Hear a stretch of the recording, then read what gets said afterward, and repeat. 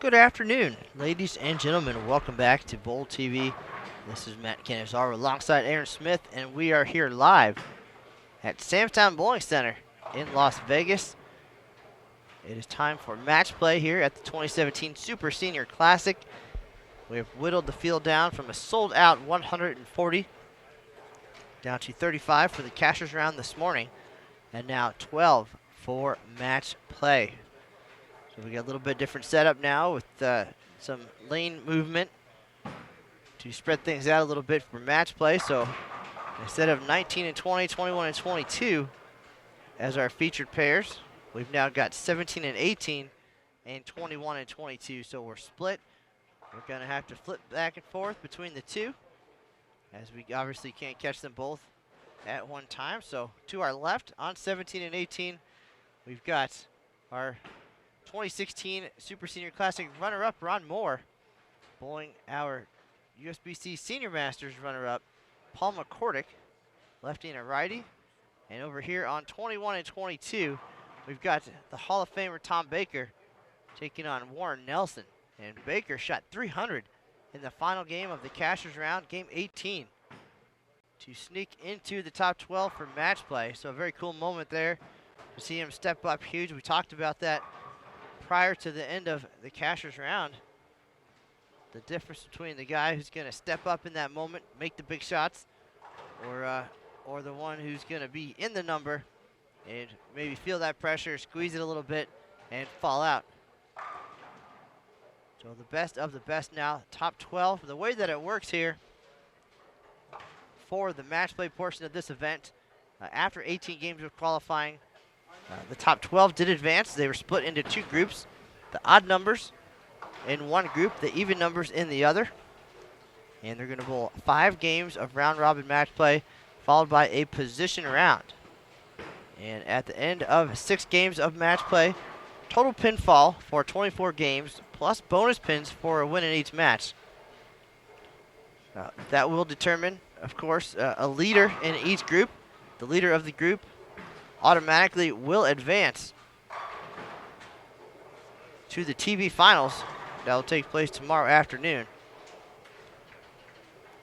And that will be the number 1 and number 2 seeds based on total pinfall. So the winner of each group automatically the 1 or 2 seed.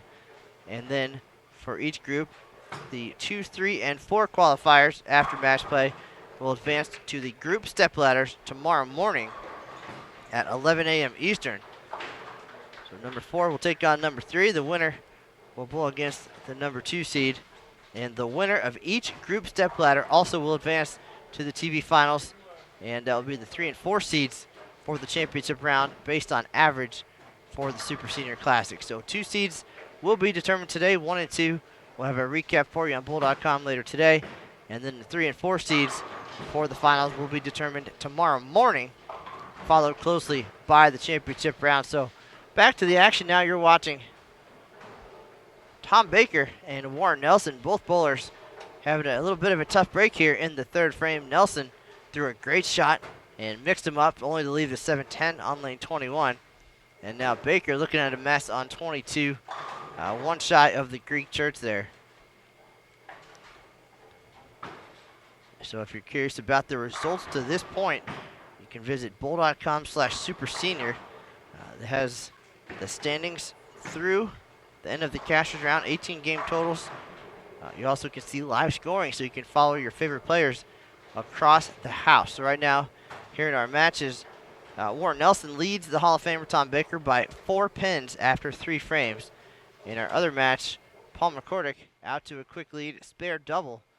Ron Moore has a chance to step up here and match that. He's got spare strike stepping up in the third frame right now. Again, you're watching match play here at the 2017 Super Senior Classic at Samstown Bowling Center in Las Vegas. This is Matt Canizaro alongside Aaron Smith and Tom Baker with back-to-back splits here. Ron Moore now trying to even his match against Paul McCordick, and he leaves another ring 10. So quick rundown of the standings as we get settled in here for 6 games of match play. Our top qualifier, the Hall of Famer, John Petralia, the left-hander from New Jersey, averaging 226.5. to outdistance the rest of the field. He's followed closely by the defending champion from Japan, Junichi Yajima, at plus 430 at 223 average. Number 3, Dick Baker. Number 4, Paul McCordick at plus 407, tied with Robert Reed for the 4th position at plus 407. So, as you can see, only 70 pins separating 1st from 5th. And we have Ron Moore in 6th. Bill Nichols had a 300 game in qualifying. 7th at plus 317. Warren Nelson qualified 8th at plus 304. Tom Carter was 9th. Tom Baker slipped into the 10th position as back-to-back 710s for Warren Nelson. So 2 great shots. Pretty terrible results, but with Baker having back-to-back splits as well, Nelson still holds the advantage. And back to the standings again. Tom Baker snuck into the 10th spot with a 300 the final game of the Cashers round. He's followed by Kevin Croucher and Ted Stakoff. So again, the odd number seeds went one way, the even numbers went the other. So we'll have a better look as Warren Nelson bounces the 10 out. It doesn't roll into the 7, but that would have been cool for TV right there, Aaron Smith. That would have been all right. Been a while since we've had a 710 conversion here on Bull TV. Obviously, Warren did not have fun on 21 and 22 earlier today in the Cashers round. And now making great shots and just not getting rewarded. And in fact, paying the ultimate price. Warren had 160 on this pair.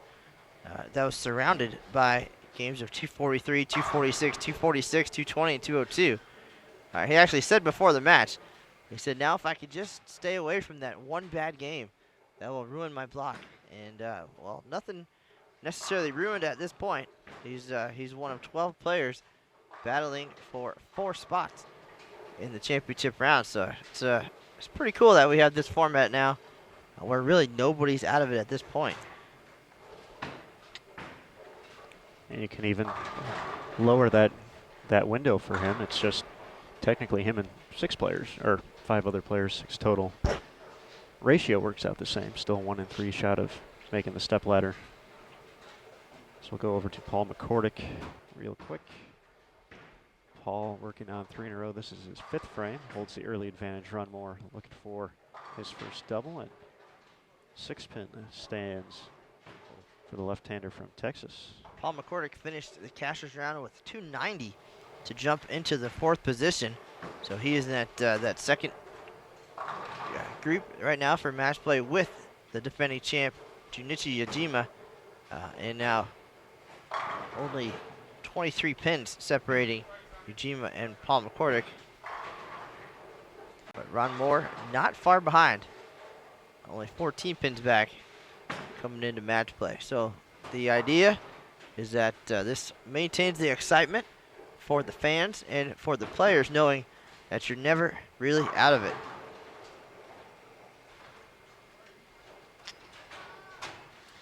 And here on 21 and 22, not a spare on the board, but a whole bunch of great shots and 4 strikes for Warren Nelson and 4 strikes for Tom Baker. Both of them with back-to-back splits. Nelson holds a 5-pin advantage as we get into the back half of this game. As we talked about with the odds and evens, if you will. The odd seeds that will be competing against each other at some point throughout this position round, or throughout this match play. For the odds, Petralia, Dick Baker, Robert Reed, William Nichols, Tom Carter, and Kevin Croucher. That's one group. Yajima, McCordick, Moore, Nelson, Baker, and Stakoff are the evens.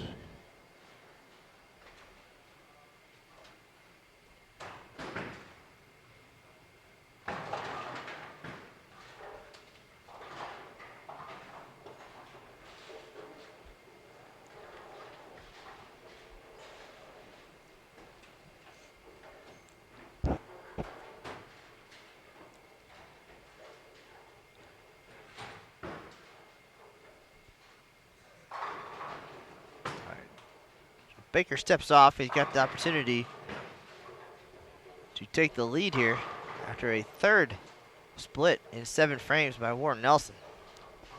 Looks like something feel-wise not right. So, I saw Bakes do that in his 300 game. Actually stepped off in the 10th frame. I got there in time for number 11, and then you just don't go until you're ready. And he stepped back up and finished things off for 300, enough to get into the match play portion of this event. Probably not the way that he intended things to go, coming down to the wire like that, but you never do. The important thing is that you get there and give yourself a chance, and now a pretty good possibility of a stepladder appearance as he mixes them up there. Gets the 9 to go late for the 3-bagger. Shaking his head, but he now leads.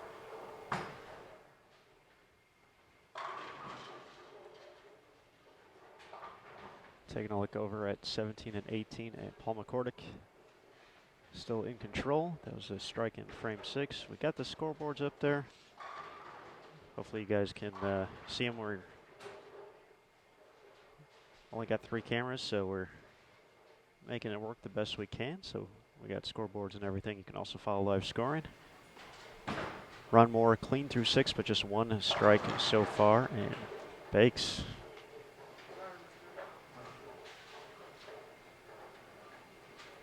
Tripping 9s, tripping 2s.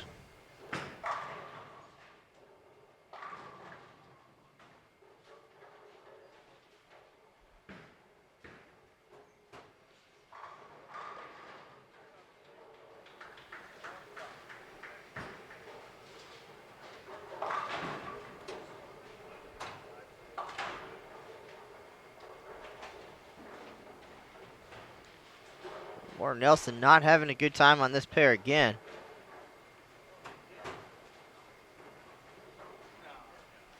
For the first 6 frames at least, throwing the ball very well. A couple 7-10s there.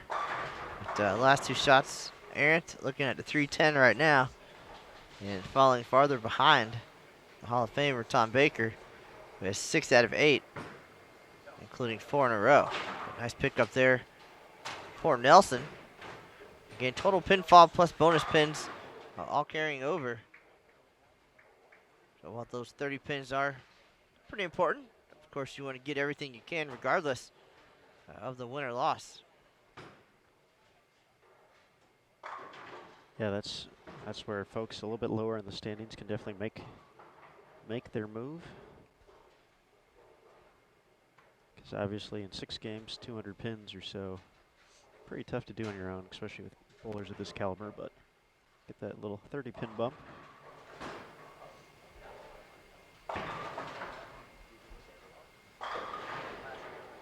Can definitely go a long way.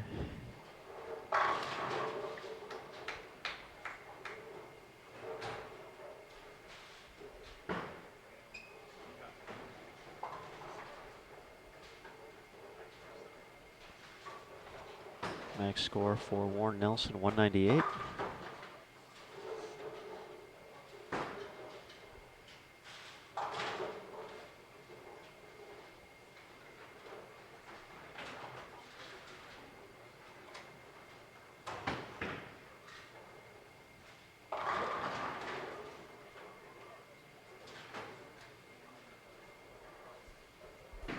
Baker on a 207 pace, so he'll have the opportunity to take those 30 bonus pins. He's able to fill out the 9th and the 10th.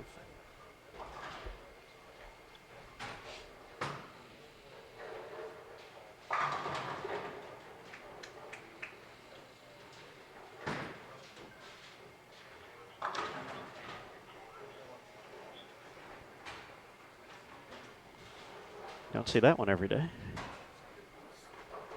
Figured I had enough oomph to trip out at the 10.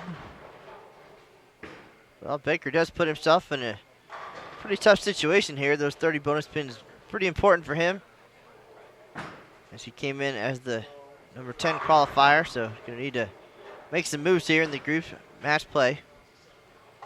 Need a double here to shut out Warren Nelson. Nelson can get to 198, so a spare will give Nelson a chance, and Bakes with the flat dime. So new life for Nelson.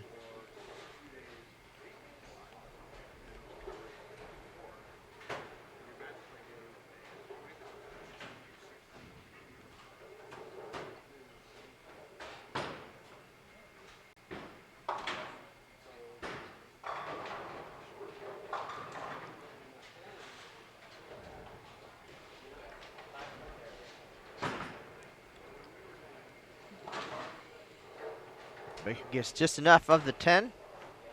So 10 on the field gives him 195. Nelson can get to 198 and steal the 30 bonus pins here. That would require throwing the last 4, however. Good news is he's already got one of them.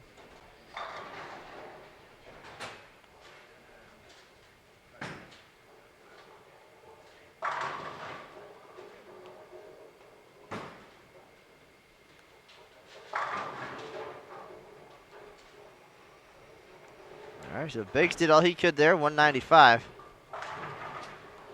Now it's up to Nelson. All you can ask for is the opportunity. Now at this point, gotta step up, throw the shots. In our other feature match, we'll go there after we know the final here. Ron Moore up in the 9th frame. Just connected for his first double. He can shoot 220 if he strikes out. Max score for Paul McCordick, 238. All right, so Warren Nelson fails to strike. Best he can do, 178. Tom Baker is going to take the win and 30 bonus pins here. Both players losing some sticks on the game itself. Now we'll turn our attention back to our other match. Ron Moore is going to finish first. He can get to 220. Paul McCordick with a strike in the 9th.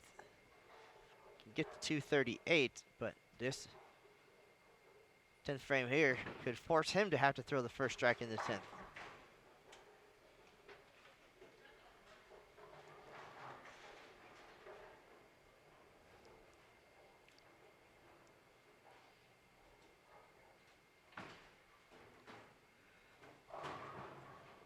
We've seen Moore throw a lot of great shots here on Bowl TV, and that seems to be the result. If he can't get it to go, and it goes. Always a flair for the dramatic. Absolutely. So Ron Moore gets the first hit. A lot of times we see him step up in that situation, throw a great shot, and you almost guarantee it's going to be, at worst, a 10 pin. Ball's always in the pocket. I don't know if I ever see that guy miss. Well, he had a few miscues earlier this game. But yes, Ron Moore does not give up the 1-3, and that's why he's a contender every week on pretty much at every PBA 50 stop that he bowls. Final score 195-178. Tom Baker over Warren Nelson. Big shot here for Moore. Smiley face on the back of his shirt. Smiling after that one. Getting it back from way downtown. All right, so 9 here on his fill. And he forces Paul McCordick to strike. First shot in the 10th. I like when the math is that easy. That is pretty simple. If Ron gets 8, Paul could go spare strike. For a tie, then they would share the 30 bonus pins, 15 apiece. Ron Moore doesn't seem like a get 8 kind of guy. So far this game, it's been 7, 9, or strike.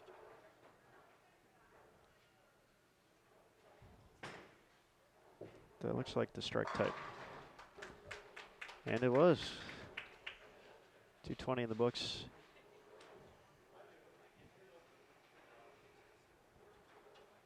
So now Paul will have the opportunity. I feel like we've been here before. Does seem memorable. Paul McCordick, yeah, stepping up with the need for a strike. And I know that's what's going through our heads. What do you think he's thinking about right now? It's only game 1 of match play. It's not for the title, but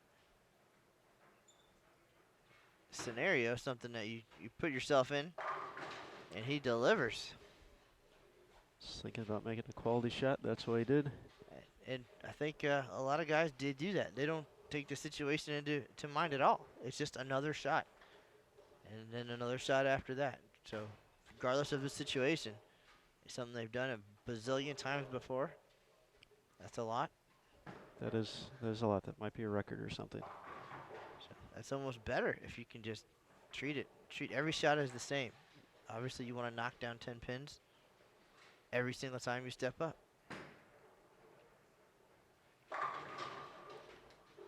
Paul has done it now 3 consecutive times.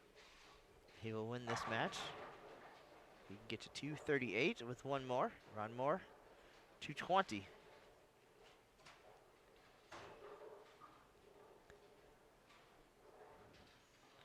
Things are going to move pretty quickly, so we'll see if the stats folks can keep up with the pace and keep things updated on bowl.com. It's very quiet in here. Cordick throws his final shot. So we got one more match getting ready to wrap up. Off to our right, and then we'll have game number 2 coming up in just a minute. McCordick, 238. Ron Moore, 220. And we saw Tom Baker defeat Warren Nelson, 195 to 178.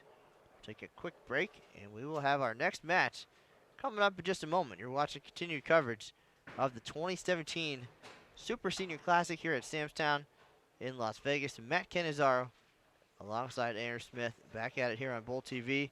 I have game number 2 in just a moment.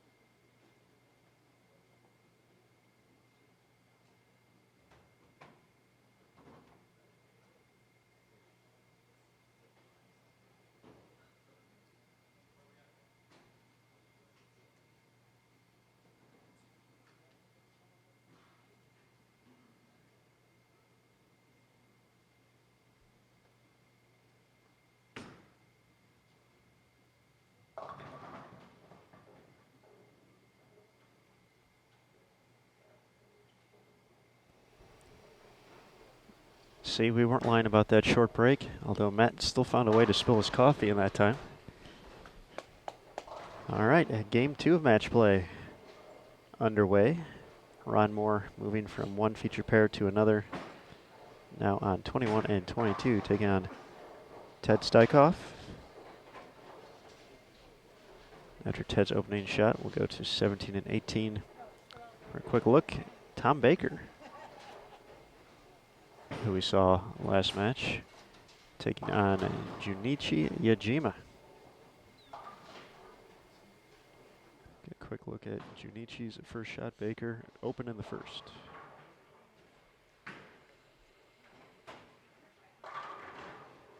Probably don't want to give Junichi an opening, as he has quietly dominated here at the Super Senior Classic over the last 2 years.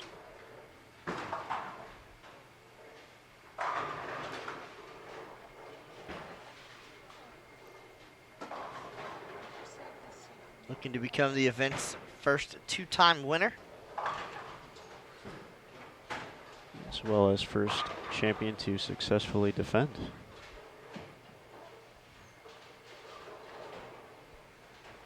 These ones are easy because this is only the 5th Super Senior Classic. And our only other past champion in the field was Kerry Painter. He did not advance to match play, so that makes those stats a little bit easier. We don't even have TV notes. We're doing this just based on experience. Well, I think we have covered every single Super Senior Classic ever. So it's pretty cool. We've seen it grow from 20, 30, 40 entries those first few years to sold out field, waiting list. The tournament has, I think, found a home here in Las Vegas and pairing it up with the Senior Masters and Senior US Open. Seems to be some magic there. A lot of bowling opportunities. We were just chatting before we got started here with Moore and McCordick about the Super Senior option at the Senior Masters coming up. So a little bit of an incentive there for those Super Seniors who bowl well but don't make the cut to the bracket. Not in the top 64. They have a separate Super Senior bracket, so they can earn some prize money that way. So a little incentive to give it a shot against the kids, as they call it. But now, for these gentlemen who have advanced to the top 12 here at the Super Senior Classic, it's a little bit of a plus in the bank account already. A lot happening in one plane ticket. Ron Moore trying to make a lot more happen. He doesn't even have to buy a plane ticket. That's true. Coming from very nearby North Las Vegas, Nevada.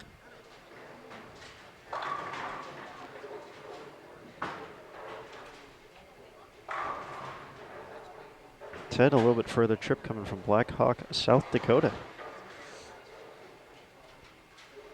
Nobody as far, though, as Junichi Yajima. All the way from Japan. Pins flying everywhere there. Say, except for the other guy from Japan? He probably came equally as far, yes.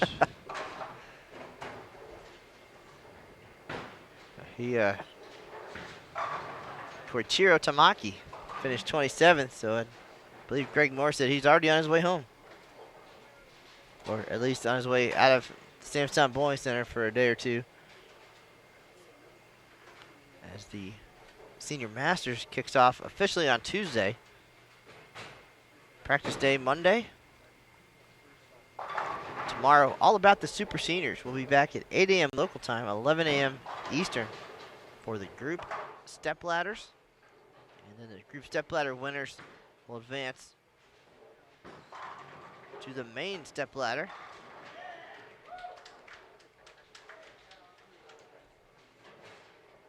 That will be at 11 a.m. local time, 2 p.m. on the East Coast.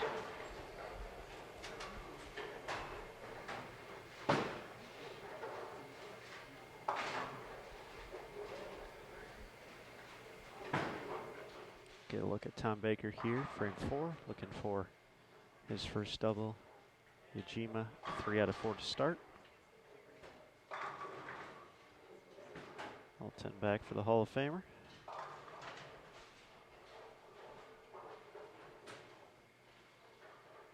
That is one thing you talked about a little bit earlier, how some guys you can just call them by one name and everyone will know who they're talking about. Can't just say the Hall of Famer here, though.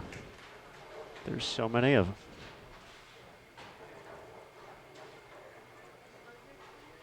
Between this event and the upcoming Senior Masters, going to be a lot of excitement.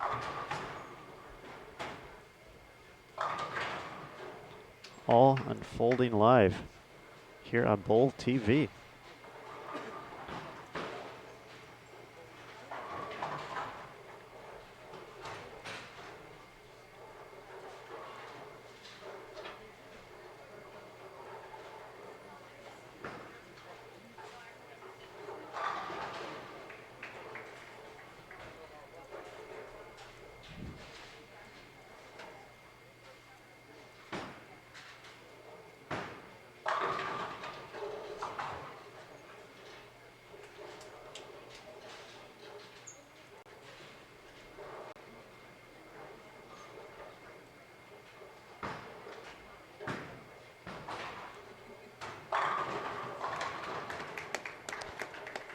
Always fun to watch Ron Bull. Gives 110% to every single shot.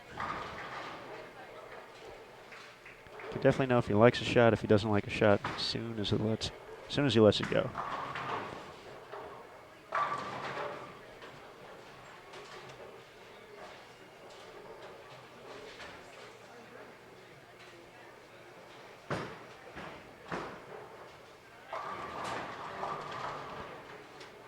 Ted caves in that 4-9.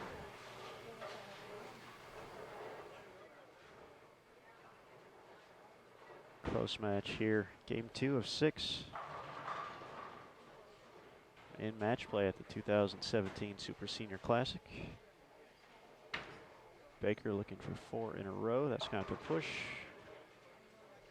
Leaves the 4. Head back to 21 and 2.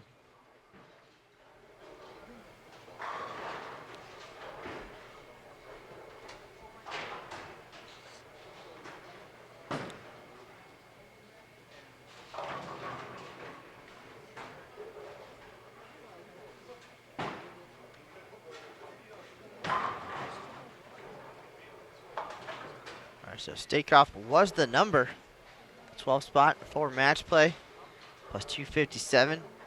Edging out Mitch Vernon from Washington by 9 pins.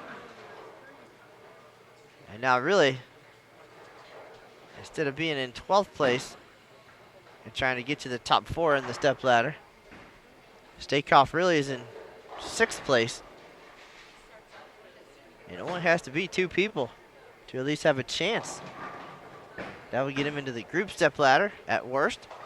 And he can win that to make the TV show. So, not too far out at this point. Is it still a TV show if there's no TV? It is Bowl TV, sir. Oh. It is the finest TV that is not actual TV. Can't argue with facts. Don't tell Emil Williams Jr. though. He's doing work right now over on Extra Frame. Possibly watching a very similar situation. He's at the PWBA Wichita Open, where they're using the same format.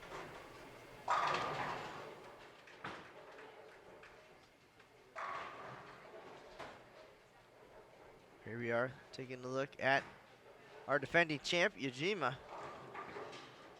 Trying to mix him up. Can't get the 7 out for the 4-bagger.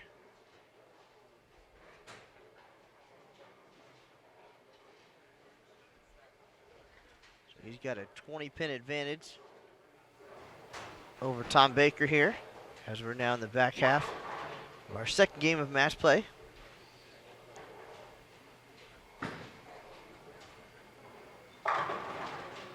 Ujima leading what should be Group 2. The number 2 seed after 18 games. So that would put him at the top of his group standings. Overall, number 1 was John Petralia. So they split ways. Petralia leading the way in Group 1.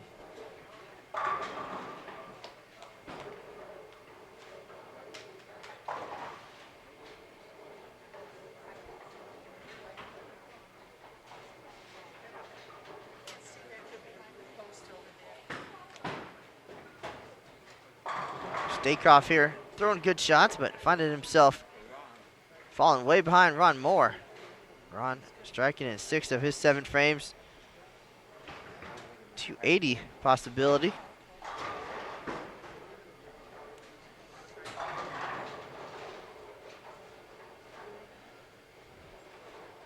Stakeoff still can get to 249.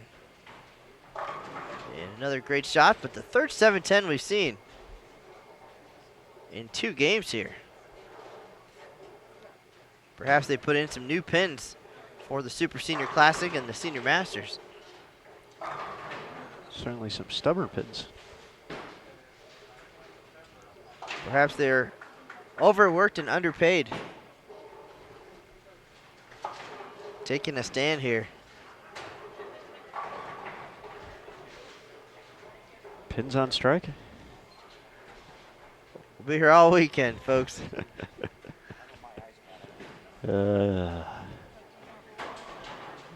That's gold right there. Not even Kevin Olson could come up with something that clever. Should we turn over the headsets? We might have to after that. Both for our behavior and so the world can. The world is missing out on some quality Kevin Olson time. All right, here's Ron Moore stepping up on lane 22. Working on a 5-bagger. Another terrific shot. Moore maintaining his focus. Last year when we chatted with him, he had a couple of hiccups, and his challenge was finding that focus once again to get back on track, and made his way all the way to the championship match. Here he's going to take a re-rack and a deep breath.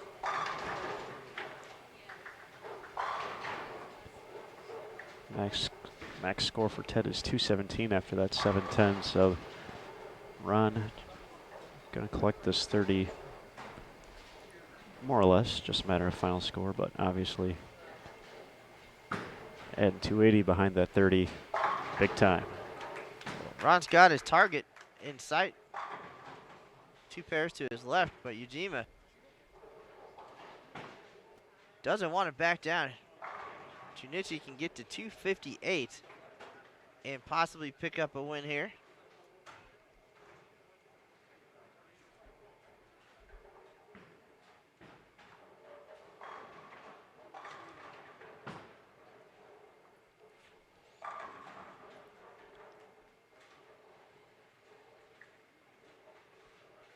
Here's Ujima. Second shot in the 10th. Gets the 10 to go. He'll be in the 250s now. He is a winner, so 30 bonus pins there. Possible plus 88 here. Ron Moore can get to plus 110 and he'll pick up a few sticks if he can finish things out here. Again, the leader in each match play group after these 6 games, it'll be total pinfall for 24 games plus bonus pins. The leader in each group automatically will be seated onto the TV show. The championship round coming up tomorrow afternoon. They'll be the number 1 and 2 seeds based on total pinfall.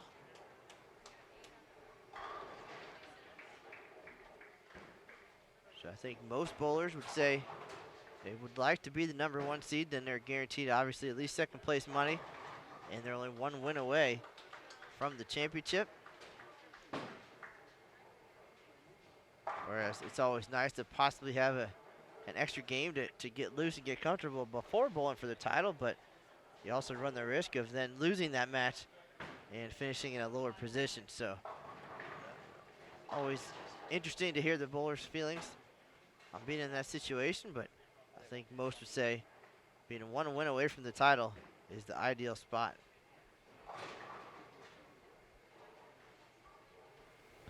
We'll flip back to 21 and 22. Phil Ball. Ted finishes with 197. We'll see if Ron Moore can finish off this 280.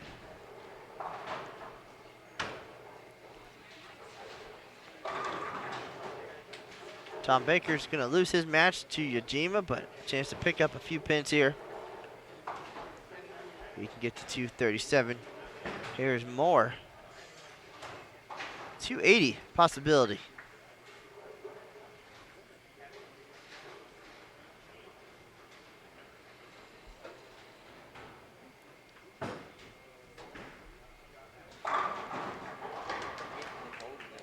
Can't throw it much better than that.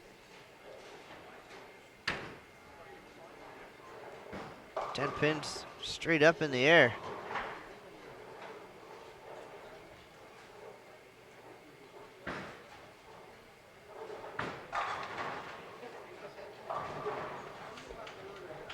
Baker got the first strike in the 10th, 3-6-10 on a second shot, so gonna shoot 222. Only got one on the Spare attempt. 256 for Junichi Yajima. He'll get the 30 bonus pins.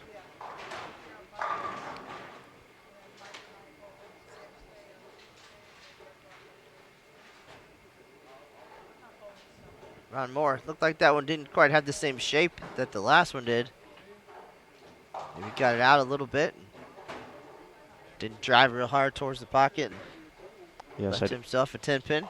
I don't think that reaction was based off the pin carry. So I think that was probably something Ron did. And knows he didn't execute that shot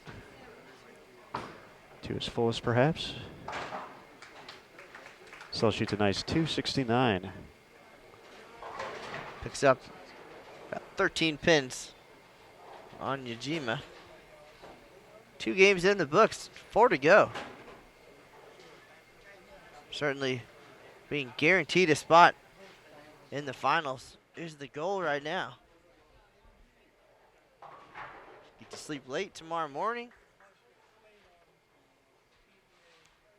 So if you're saying I'm the top seed for live streaming, I get to sleep in tomorrow morning?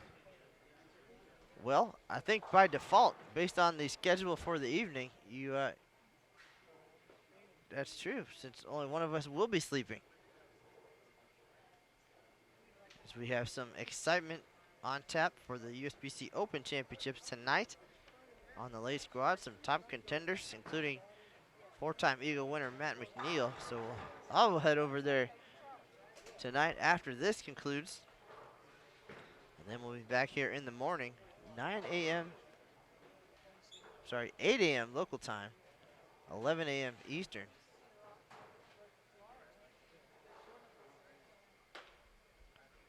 Aaron Smith has a perplexed look on his face. We're going to talk for a minute. We'll be right back with our third game of match play coming up next.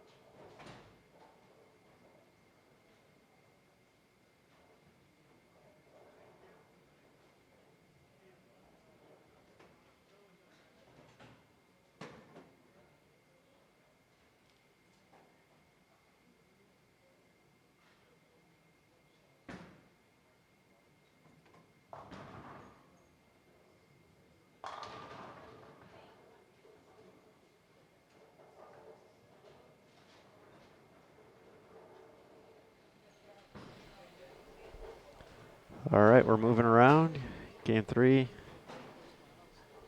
of 6 total for match play here at the 2017 Super Senior Classic, taking place at Sam's Town in Las Vegas, Nevada. Just about ready to get going. 21 and 22, Kevin Croucher and Dick Baker going to face off as a matchup in Group A. Over on 17 and 18, we'll have John Petralia and Bill Nichols facing off.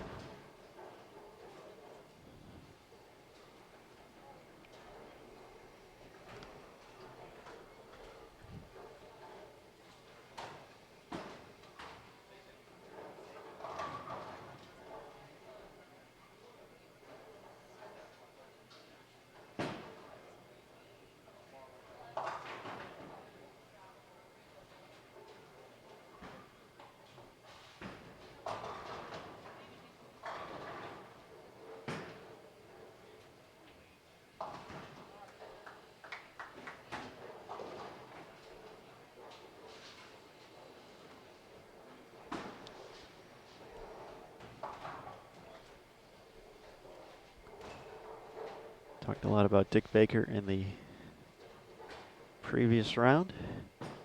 Actually posted the high 6-game block of all of our competitors. I believe 1459 was the number.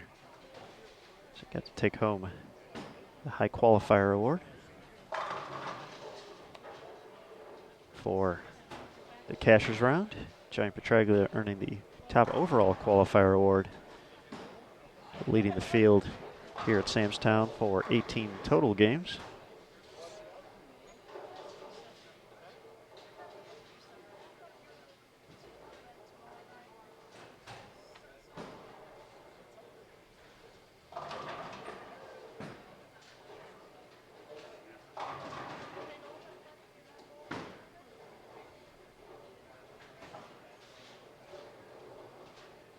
That's how you shoot 1459. Thrown a bunch of strikes. That's over a 240 clip.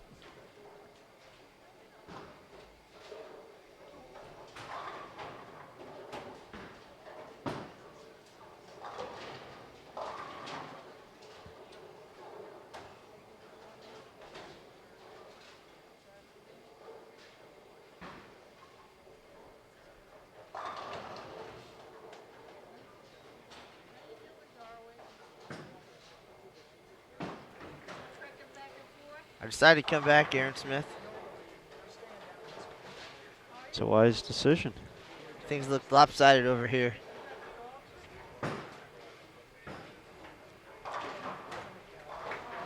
We don't want that.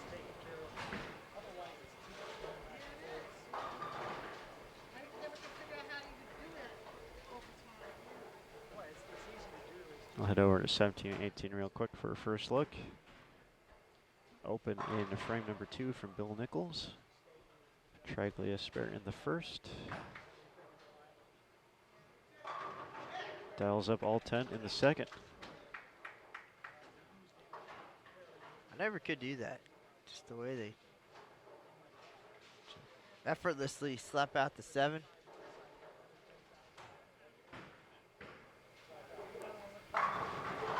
Well, luckily you have 23 years. There's a 22 now. So old.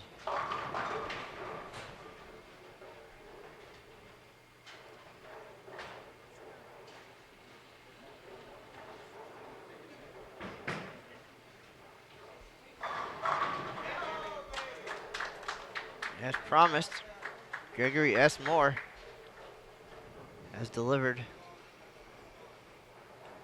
updated standings. And I'll let Aaron Smith do the honors. Oh boy, oh boy, oh boy, oh boy. All right, we got some movement in Group A. And we actually have both of our top 2 spots here on Bowl TV. Not at the moment, but on our 2 featured pairs. Dick Baker has actually moved into the top spot. 2-0 record is so far to sneak ahead of Johnny Petralia. Petralia 1-1. So right now with bonus pins included, even though Petralia has knocked over more total pins, with the bonus points, Baker at plus 530, Petralia at plus 508. Robert Reed sits in third place at plus 441, not too far away. Kevin Croucher plus 431, Croucher 2-0 as well. William Nichols, first player out in Group A at plus 342. So he's going to need some wins in those bonus pins. And then some struggles for Tom Carter out of the gates. Lost both of his matches, now at plus 216 overall. So he has a ways to go to catch up. In Group B, Junichi Yajima 2-0 has increased his lead. He's at plus 593 at the moment, so right now, if we were done after Game 2, Junichi would be back in the title match since his overall total higher than top number in Group A, which is plus 530 for Dick Baker. McCordick at plus 552, Ron Moore plus 512. Those three way out in front. Tom Baker, as you mentioned, and we talked about 300 the last game just to get in, currently in a position to make it into the step ladder in fourth, plus a 321 if he's able to hold on to fourth or improve. Warren Nelson doesn't want that to happen. He wants to move into the top 4. Currently in fifth at plus 308, and then Ted Stakeoff plus a 264. Well, and as we talked about with this format in the 6-on-6 group match play, let's say 11 of the 12 players at this point with a legitimate chance at advancing. Tom Carter struggling a little bit, falling behind in Group A.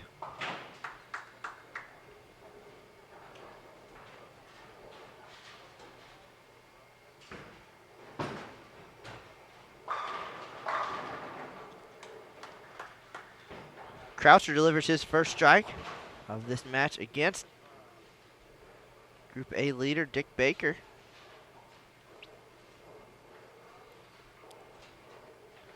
Baker just ahead of Petralia. No doubt he's got one eye on that scoreboard, one pair to our left.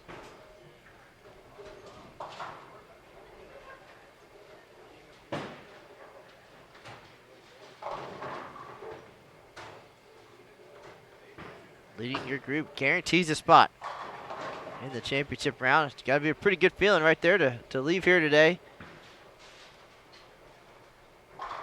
knowing the worst you can do is third place. Certainly, obviously, and we've mentioned it a few times, you get to take the morning round off. Obviously, I wouldn't be surprised if any of the competitors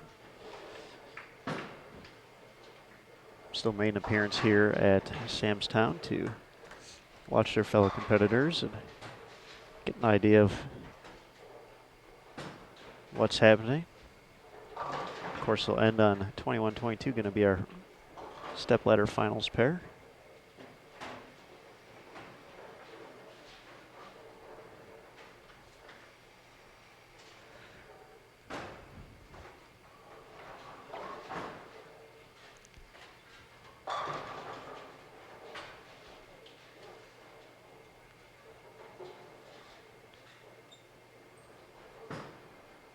Off to our left, Ujima.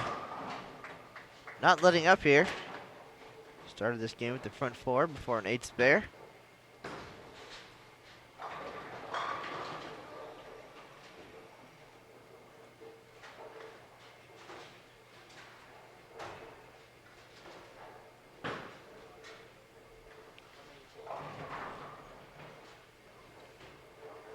Petralia also tapping the gas a little bit here. Trying to close that gap with Dick Baker. Dick perfect with the exception of a 710 in the 4th frame. Seems like we've said that a lot here in the early going of match play. That being our championship pair tomorrow. Who knows? Is it going to come down to who can carry the 710? Not the 7 or the 10, but both.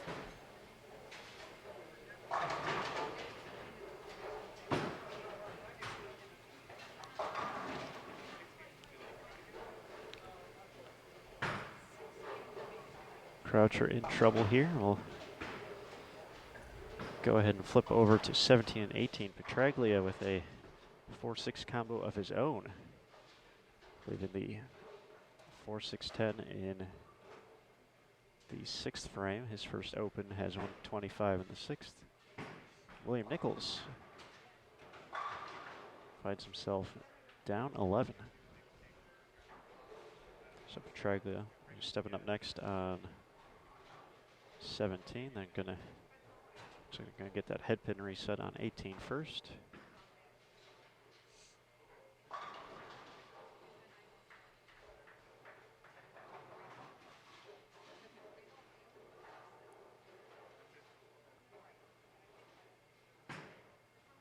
Lane 18's being troublesome. Doesn't distract Petralia one bit. But the head pin doesn't want to. Just doesn't want to. He's got pushed around enough this event. Nichols gonna re-rack 18 once again, but if it happens again, we're gonna have to call for help.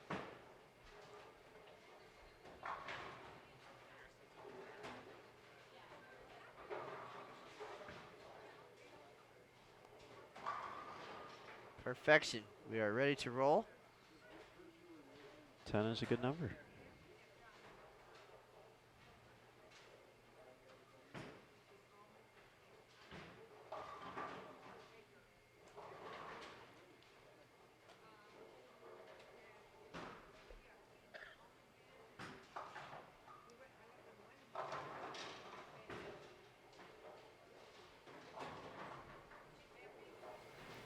Some trouble for Dick Baker in frame 7. Still in good position in his match, though. Gave up a few pins to Kevin Croucher.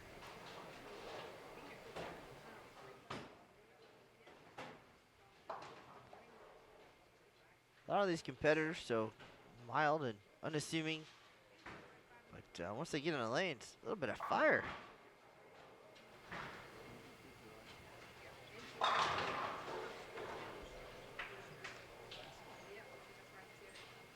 Saw it from Ron Moore last match, and a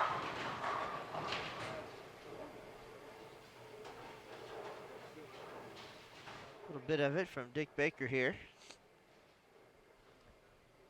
Baker definitely a hometown favorite.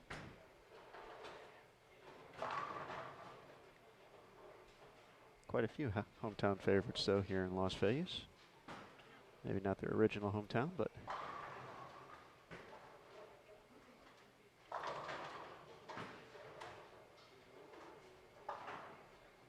Aaron Smith got to chat with his hometown favorite during the lunch break today.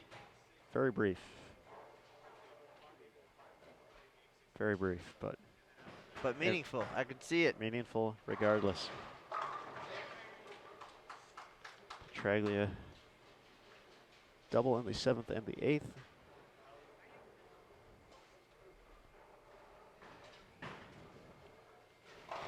Kevin Croucher can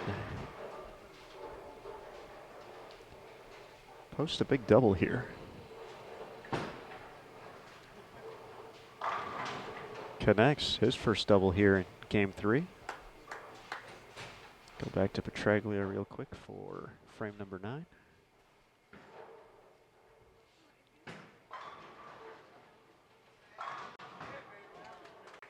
Great shot by the Hall of Fame left-hander. We can get to 245. Nichols going to finish first. Best he can do is 223.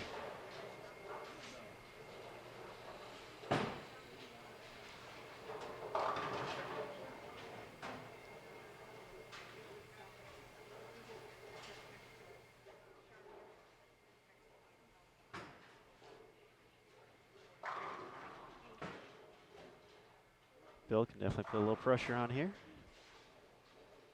Throw a few more strikes up there. Force Johnny to mark. With good count as well. He's able to connect on all 3 in the 10th.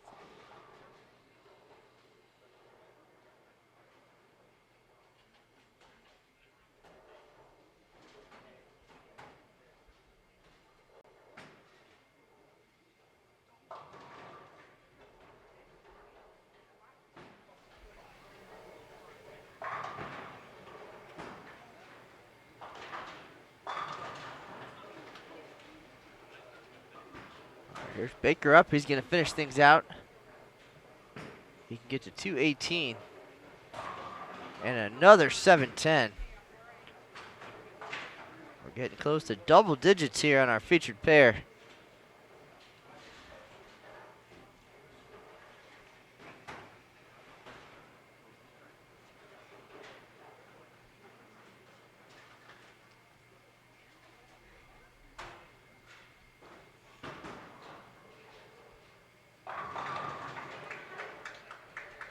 Kevin Croucher right now just inside the cut number for Group A. Oh, I'm sorry. Yeah, he's in 4th position. 89 pins ahead of Bill Nichols, who just shot 202. In what is going to be a loss to Petralia. Baker now up and get to 195. Best Croucher can do is 191. So double here for Baker does it. He's trying to maintain his spot at the top of the Group A standings.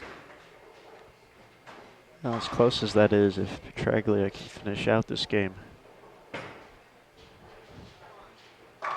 He got the first one, the If 10th. Petralia can finish out. Oh, I meant striking out. Right. He's already getting the win, but. Well, yes. I would have no doubt that Petralia is going to finish this one out. Let's see what you're getting at now. Okay.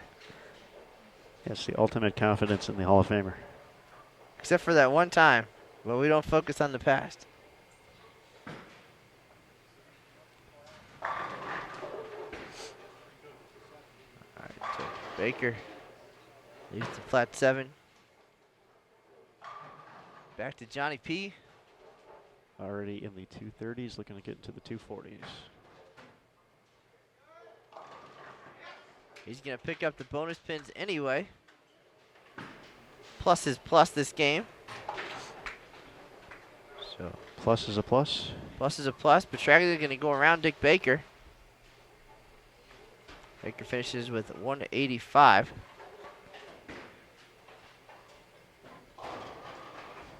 Croucher can double. Steal the bonus pins here. Baker needing those.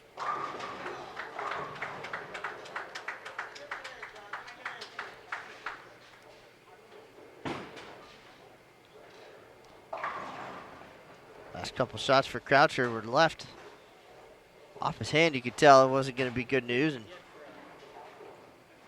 Baker's going to escape. Gets half those pins back in bonus pins.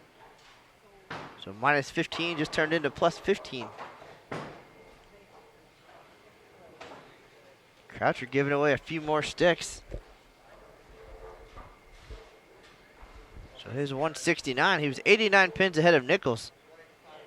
He's going to give up 30 right there. We generally see a lot of movement in our standings here in the 2 group step ladders coming up tomorrow. So a lot of things can happen, ins and outs. 3 games done. We're halfway there, Mr. Smith. It's a quick hour.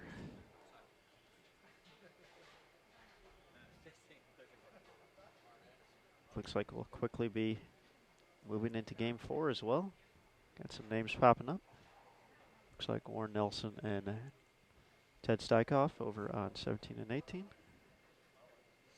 Johnny P moving his gear to 21 and 22. Let's see, he will be facing Robert Reed.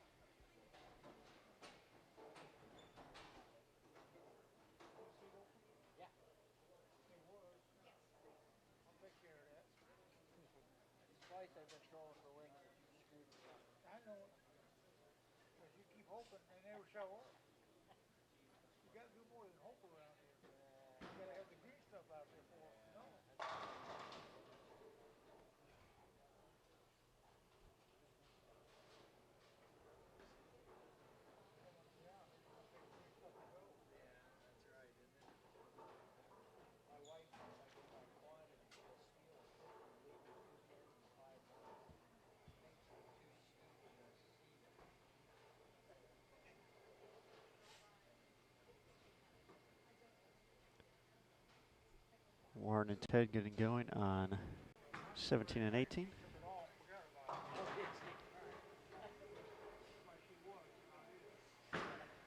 Robert Reed just getting to 21 and 22, so they'll be getting their match underway here momentarily.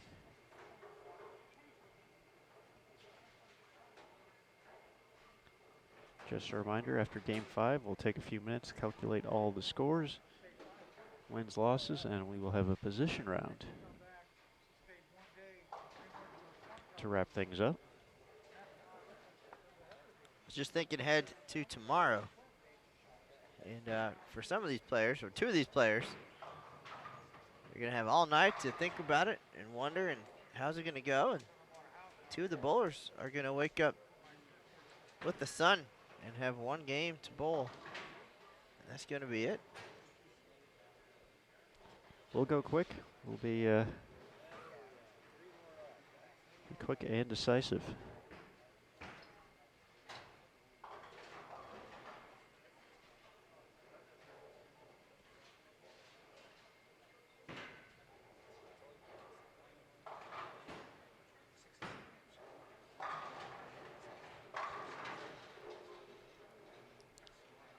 All right, looks like we're ready on 21 and 22. Get our first look at Bob Reed in match play. Joining us from Weed, California. Bob's been near the top of the standings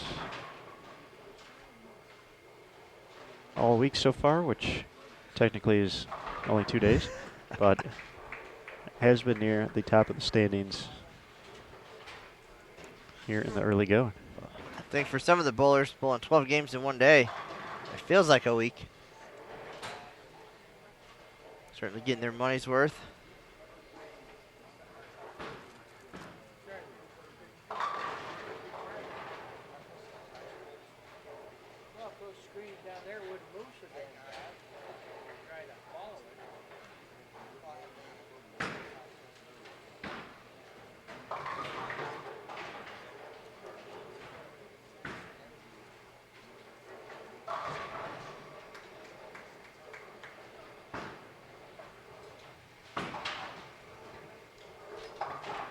Pretty good storylines developing here.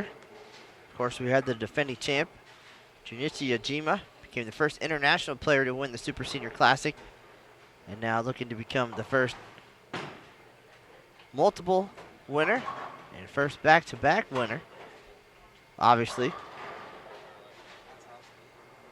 Can't have one without the other there. And then we have the possibility of some redemption for Petralia and McCordick and Ron Moore, who had some disappointing moments at Samstown last year during the Super Senior Classic and the Senior Masters. There's Tom Baker, who shot 300 to sneak into match play. Has won just about everything else there is to win. And if my memory serves me correctly, he was the top seed in 2015. And ended up losing to Sam Macaron.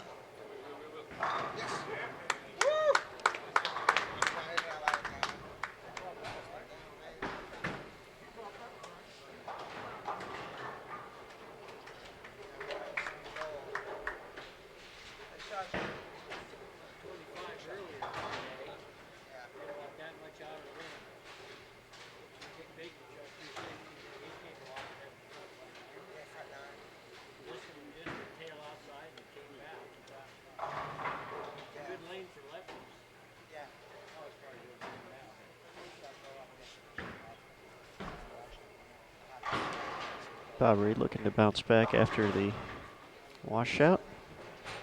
Made sure he wasn't going to leave it again.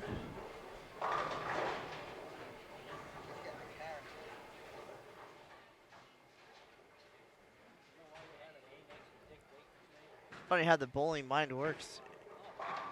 Situations like that.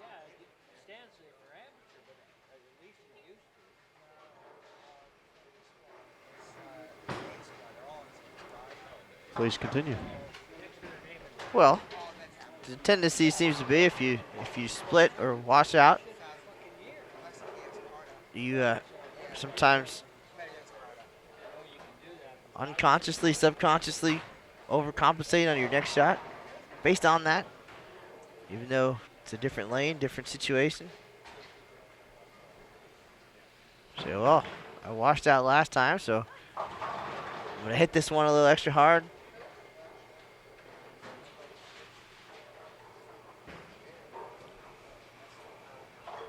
Here's Reed back on the left lane.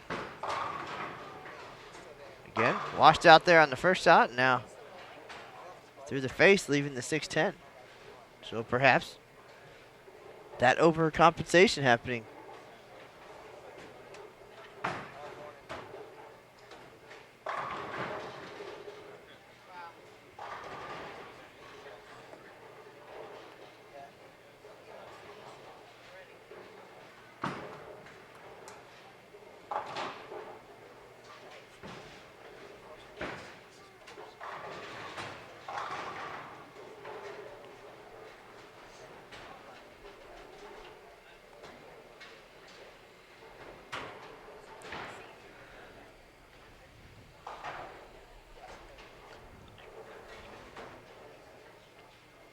We're watching game 4 of 6 games of round robin match play. After game 5, we'll take a break, shuffle score sheets, and have a position round. Take a break and shuffle. Sounds like what you do upstairs here.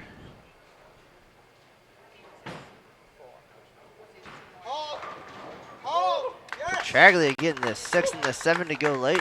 He's got the fans doing the work for him. 3 for 3 here. By all accounts, Petralia should be on top of the Group A standings.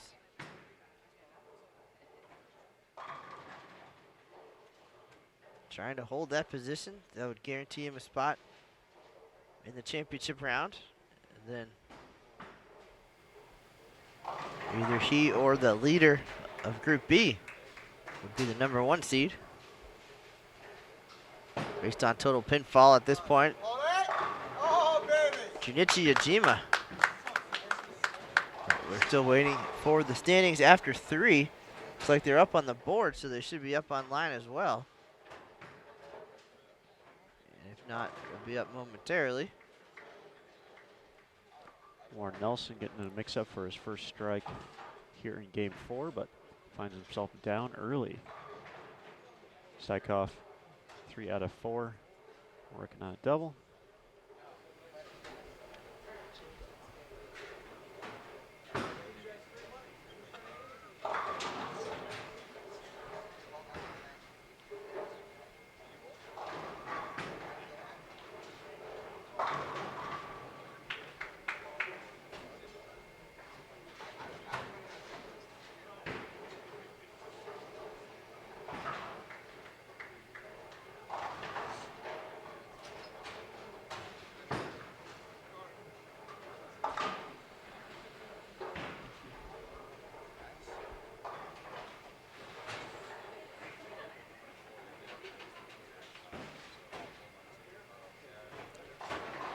Ron Moore starting off game number 4 with 5 consecutive strikes against Junichi Yajima.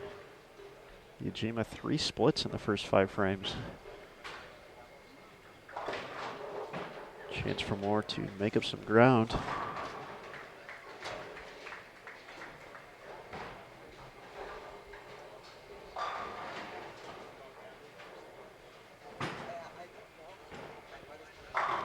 There's a nice shot from Bob Reed. Took him a few to get settled in.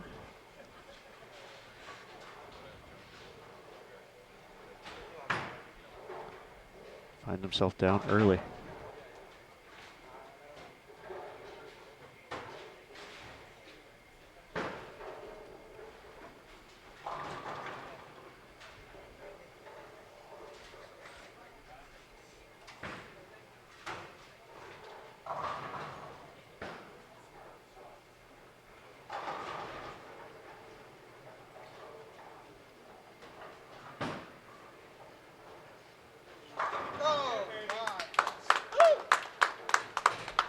Legendary. Petralia 5 for 5. Trying to put some distance in Group A.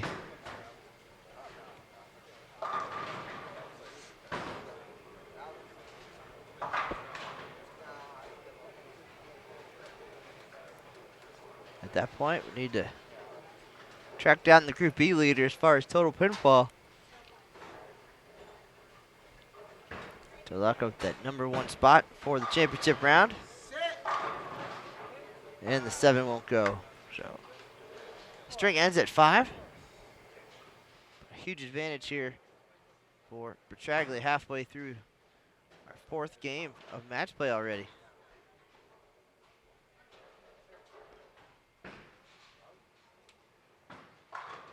Feels like just moments ago we were in the food court. Well, Aaron Smith spotted, holy cow, uncharacteristic miscue.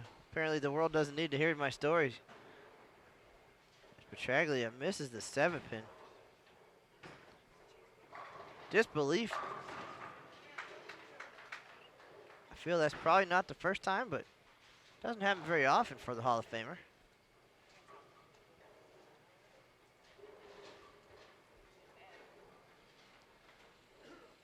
Speechless.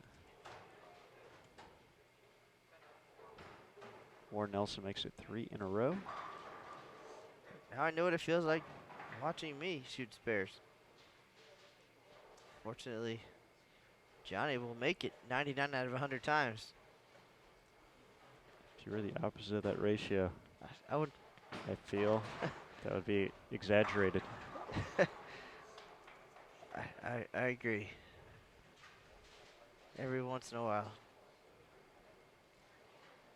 I feel in a legitimate spare shooting contest, if you had to shoot 107 pins, you would make at least 78. Well, if we ever find a time machine and go back to 2 or 3 years ago, I'll take you up on that challenge. I'll take the over. Here's Bob Reed. Good shot, 10 won't go. Trying to hang on to a spot in the Group A step ladder.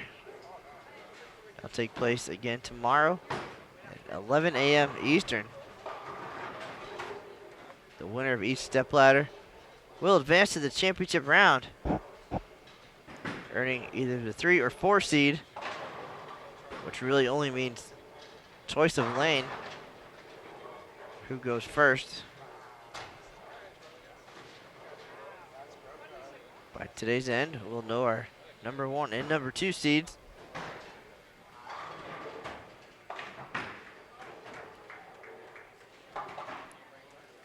See if Petralia can get back on track after the miscue.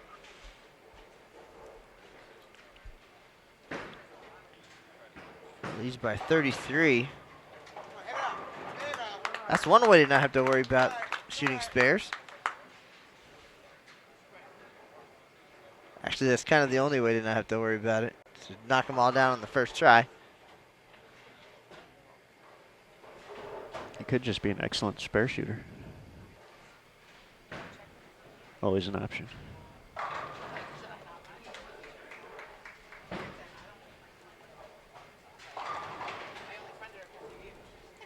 Which at this level,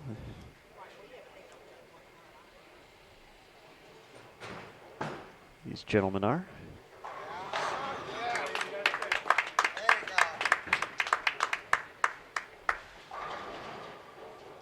They also have short memories.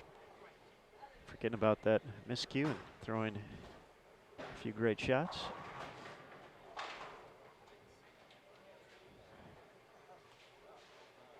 Bit of a match brewing on 17 and 18 between Nelson and Stykov.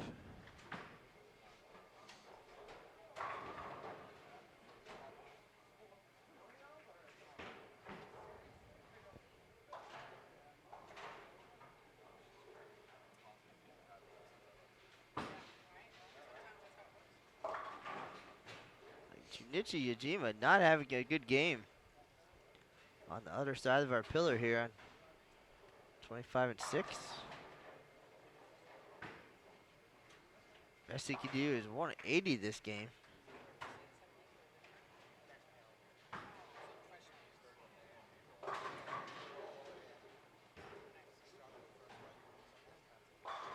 Ron Moore already locked up the win and 30 bonus pins over there.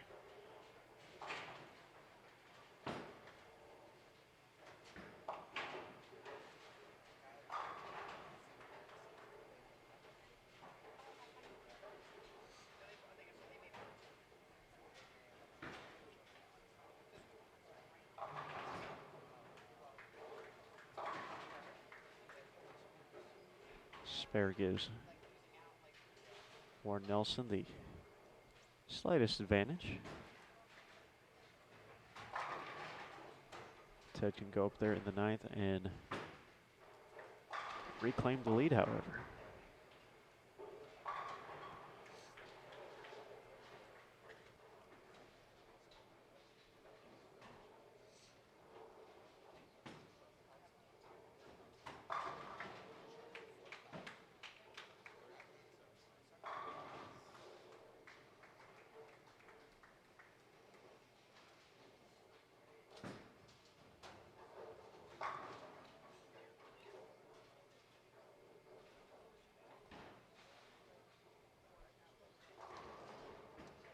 Ninth frame for Ted. Take a 1 pin advantage heading into the 10th with a strike here. Pretty good. Really good.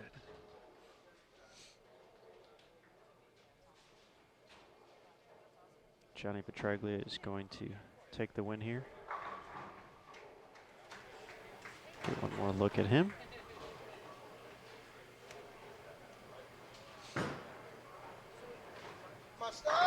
Yeah. Doing what Johnny P does.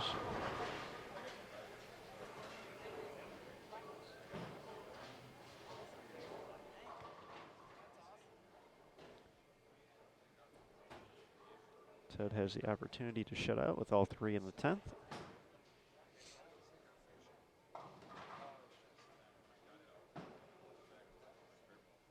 Not what he was hoping for to kick off the 10th washout.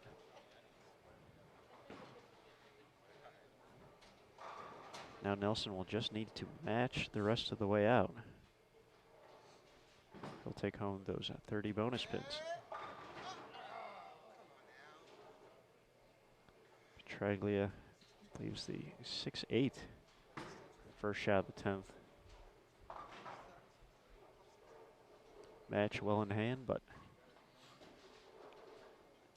want as many pins as you can get.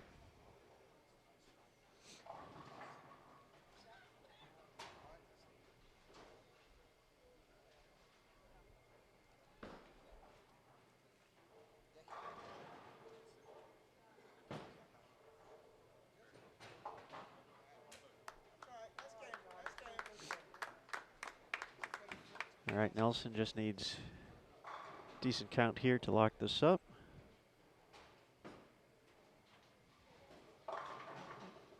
Nine will be enough. And we have scores. Take it away, Matt. All right, so as we get towards the end of game number 4 here, give you a rundown on what the situation was coming into this game. In Group A, it was Petralia leading Dick Baker by 38 pins. Robert Reed third at plus 517. Baker was at 545, and Petralia was at 583. So some separation there between 3 and 4. Croucher, 117 back in fourth at plus 400, and even farther back is Bill Nichols at plus 344, and a very distant 6th place right now. Perhaps an injury or just struggling today. Tom Carter, 0-3 in match play, a high game of 180. He is 200 out of the step ladder at this point with 2 games to go. In Group B, Yajima entered this game 3-0. She's 247, 256, 257. Things not going well here this game. He lost to Ron Moore, but heck of a start there for Yajima to build a nice cushion. Plus 680. Paul McCordick was second at plus 592. Ron Moore third at plus 577. So we could see some movement there between Moore and McCordick as Moore had a big game. Not sure how Paul is doing. 4th place, Warren Nelson at plus 322. So I think our top three are pretty set right there in Group B.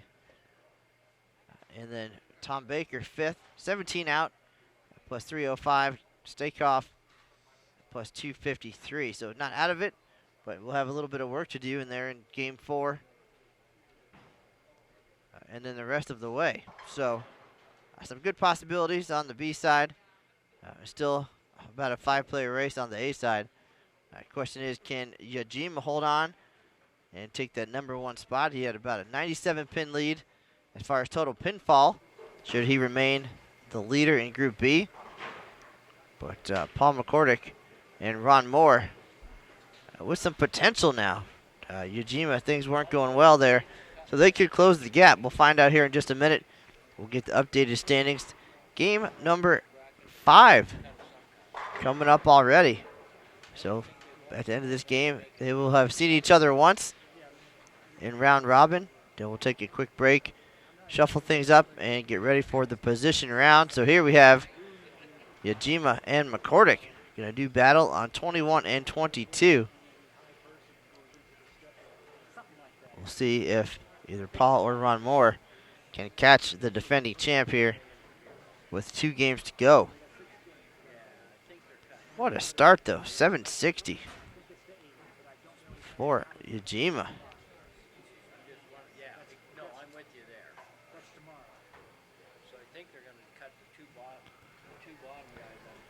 And even after some struggles last game and the loss to Ron Moore, still got to 181, so even though gave up some pins to the field. These guys have bowled a lot of games. By the end of this round, it will be 24 games over 2 days, and Yajima still throwing pins. Starts things off with a strike.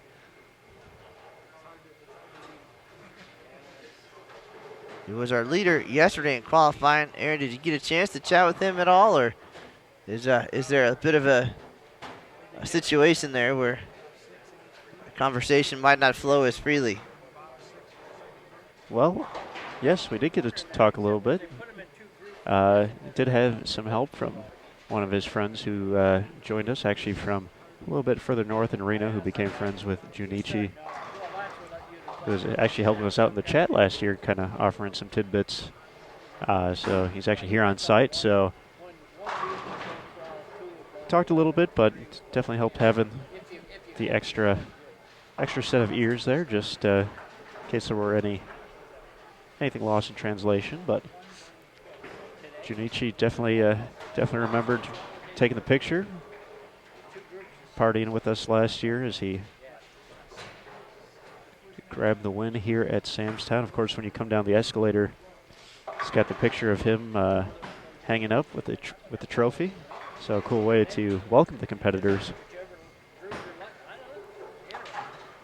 Definitely one of the favorite pictures I got to take over the years. Got the fist raised and big smile. That's how it's supposed to be after a big win. So, well, despite I'm sure being a little bit tired from the last couple days, Yajima still with plenty of reason to smile. He's 71 years young. Is that correct? 71. Yep. And in position with 2 games to go to be the top seed. 1 win away from making a little more history here at the Super Senior Classic. Paul McCordick, of course, would love to be that guy.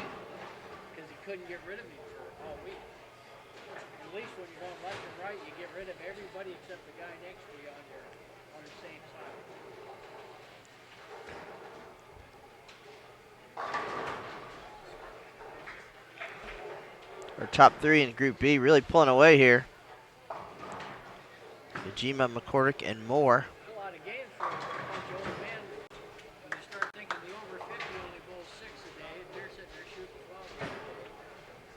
I think it's pretty tight on the A side, though. Look forward to seeing the next round of standings. Our other match, Tom Carter and Kevin Croucher. Croucher trying to hang on to a spot in the Group A step ladder. Tom Carter might be a little far out with only 2 games left.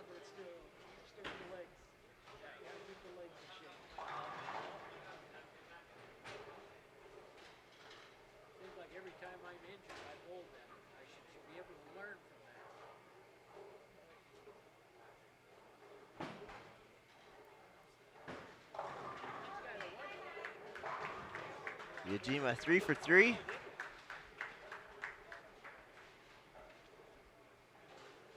Looking at his thumb. Did look like it had some new skin on there. So obviously a lot of games, a lot of wear and tear over the past 2 days. I wouldn't fathom a guess as to how the competitive environment differs in Las Vegas to Japan.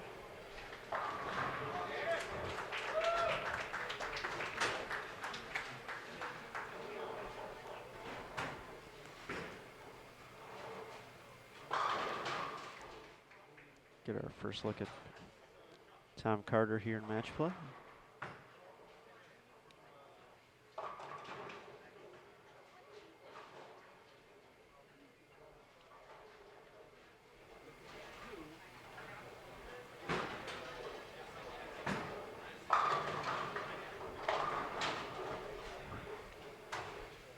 Quarter goes high. We saw that one pretty much right off his hand. You talked a little bit about Junichi looking at his thumb, and obviously a lot of games regardless, but I've kind of been thinking, I've just kind of been trying to pay attention as we've progressed here. Is obviously there's so much about the sport has grown over the years, and technology has changed the game around. Obviously still the goal, knock down 10 pins, but definitely different ways of doing it nowadays. But the kind of the trend of taping your thumb now, just taping the hand up, whatever it may be, to kind of protect it, or for a lot of folks, it's for fit as well. Like a way a certain texture feels in the thumb, but kind of been paying attention to the veteran group here who didn't have necessarily all those options, as most of those being more recent. Obviously they had to find different ways to get through these long blocks compared to us kids nowadays.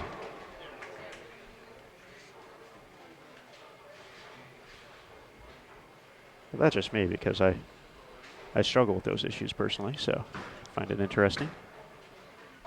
Also interesting, possibly much more, standings from Matt Cannizzaro. All right, we'll start with Group A again. John Petralia pulling ahead with 2 games to go. Plus 646 leads Dick Baker, who's at plus 524. Robert Reed, plus 485. Kevin Croucher, plus 435. And 89 pins back outside of the Group A stepladder at this point.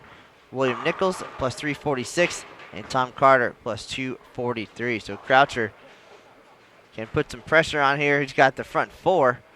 So try to solidify his place. See if he can't catch Robert Reed. Only 50 pins separating them. Not sure that anybody's going to catch Petralia, but certainly plus 130 here for Croucher if he can keep striking would be pretty all right. And then in Group B, just as I say that, Croucher leaves at 3-6-10. Group B, things are a little bit tighter all of a sudden. Ujima shoots 181 and a loss. He's at plus 661. Ron Moore at plus 653. It's only 8 pins behind the defending champ right now. But Paul McCordick not far behind at plus 649. So our top 3, anything can happen. That position round has some potential to be pretty exciting. Ron Moore with the front 4 down on 9 and 10. Make that 5.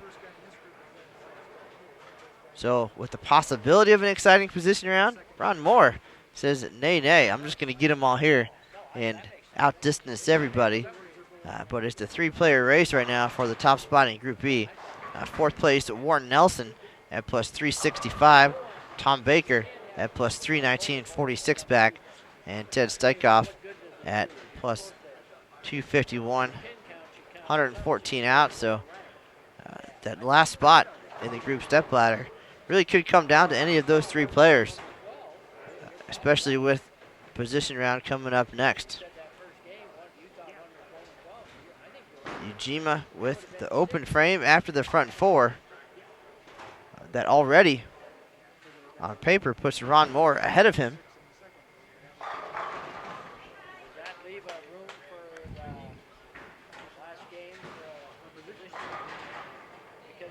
And McCordick, of course, also bowling on this pair. Can make some things happen if he's able to outstrike Ujima in this final game before the position round.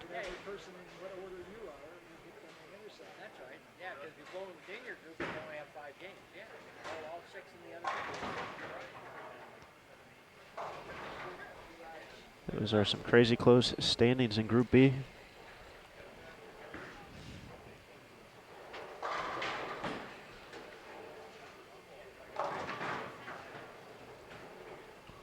Ujima came in a little bit light on the head pin in the fifth frame, ended up with a 710. Came in light again here in the seventh, 2-4-5-7. Ron Moore still hasn't missed, it appears. So I don't feel there's any threat for Moore, Ujima, and McCordick to not make at least the group step ladder. But being the leader, so important.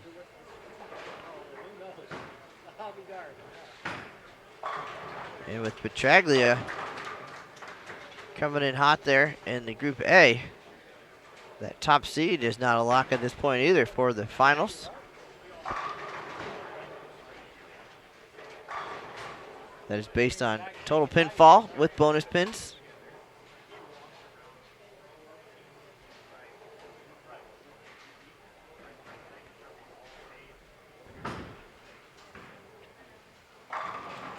Cordick slaps him around a little bit for the three-bagger.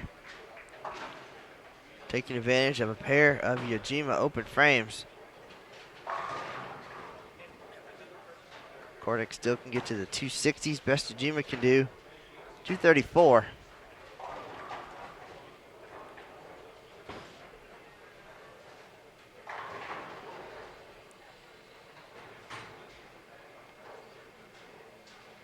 So the way things are shaping up, we could see a McCordick-Moore position round match. And if you would have looked at the standings 2 games ago, Ujima was up nearly 100. So that's bowling, and that's this format.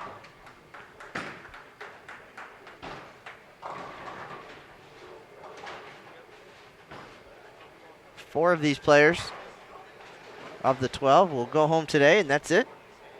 The other 8 will come back tomorrow. Still with a chance to win the Super Senior Classic. Get your name on a banner right there next to Ujima.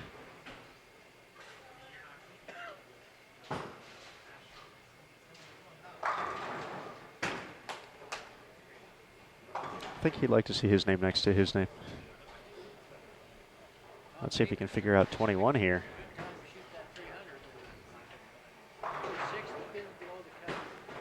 Ron Moore, 9 spare in the 7th. Only 4 pins separated Moore and McCordick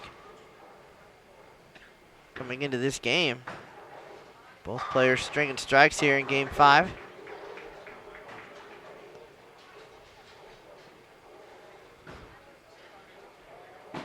Ron Moore just about locked up the bonus pins, and with that shot, Paul McCordick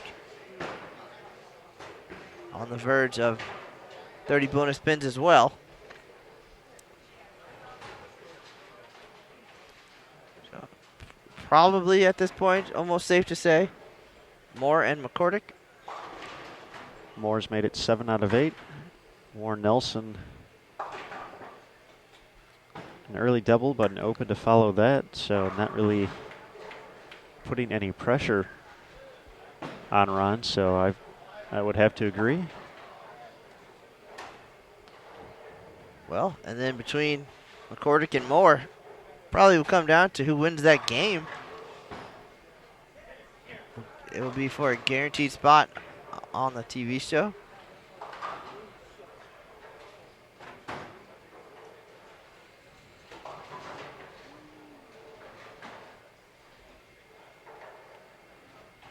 Tom Baker with an advantage over Stakeoff.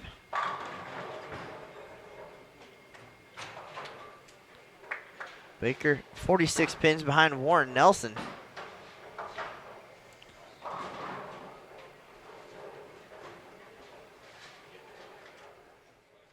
So position round could be huge for the final spot in the Group B step ladder.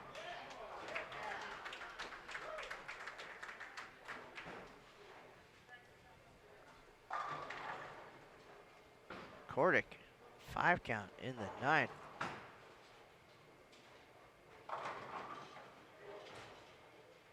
He's got the bucket and an extra biscuit. Sounds tasty.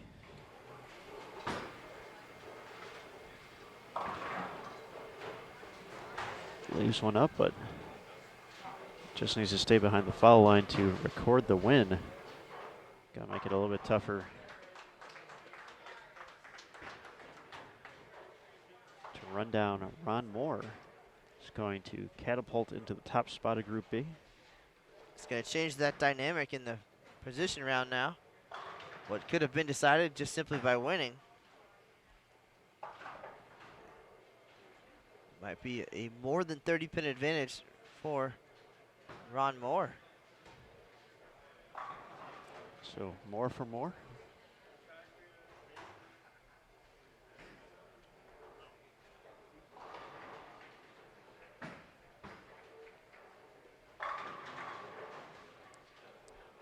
Kevin Croucher started off strong, 4 for 4. So, Aaron, it looks like it's going to be Yajima and Tom Baker in the position round, just based on Warren Nelson with a 192 max score, and then Tom Baker possibly, likely, going to pick up the bonus pins and shoot 200 to erase that 46 pin deficit.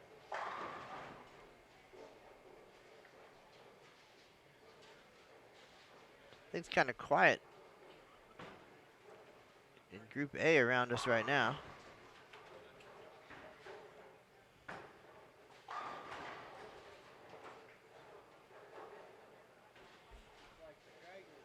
Petralia and Baker facing off, one pair to our right.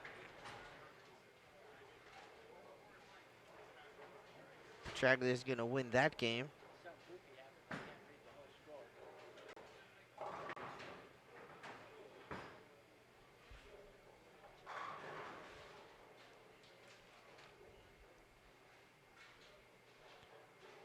Kordic double 8 in the 10th, finishes with 228.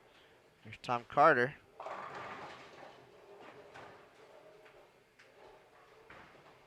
Things not going well for TC here. Some match play struggles. Picked up his first win last game, but going to be 1-4 now.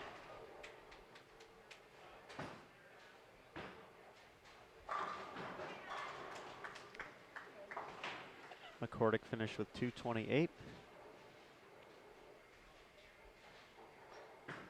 Ron Moore is going to be in the 270s, though.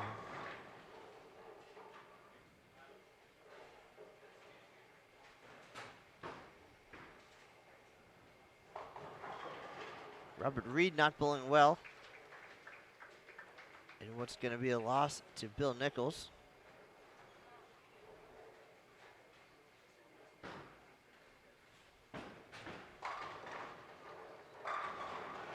Bill Nichols with some potential to sneak into the step ladder.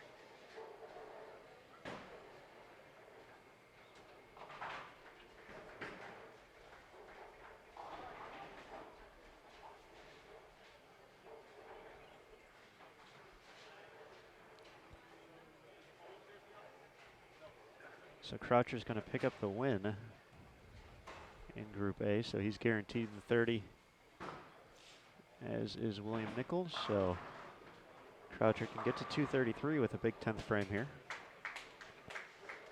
Yajima strikes out the 10th for 200.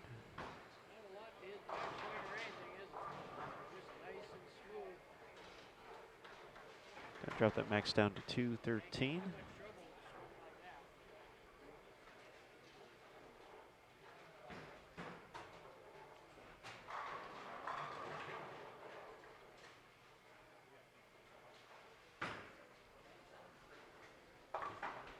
Nichols could get to 237, so he would make up a little bit, but still need a big game and some help along the way, too.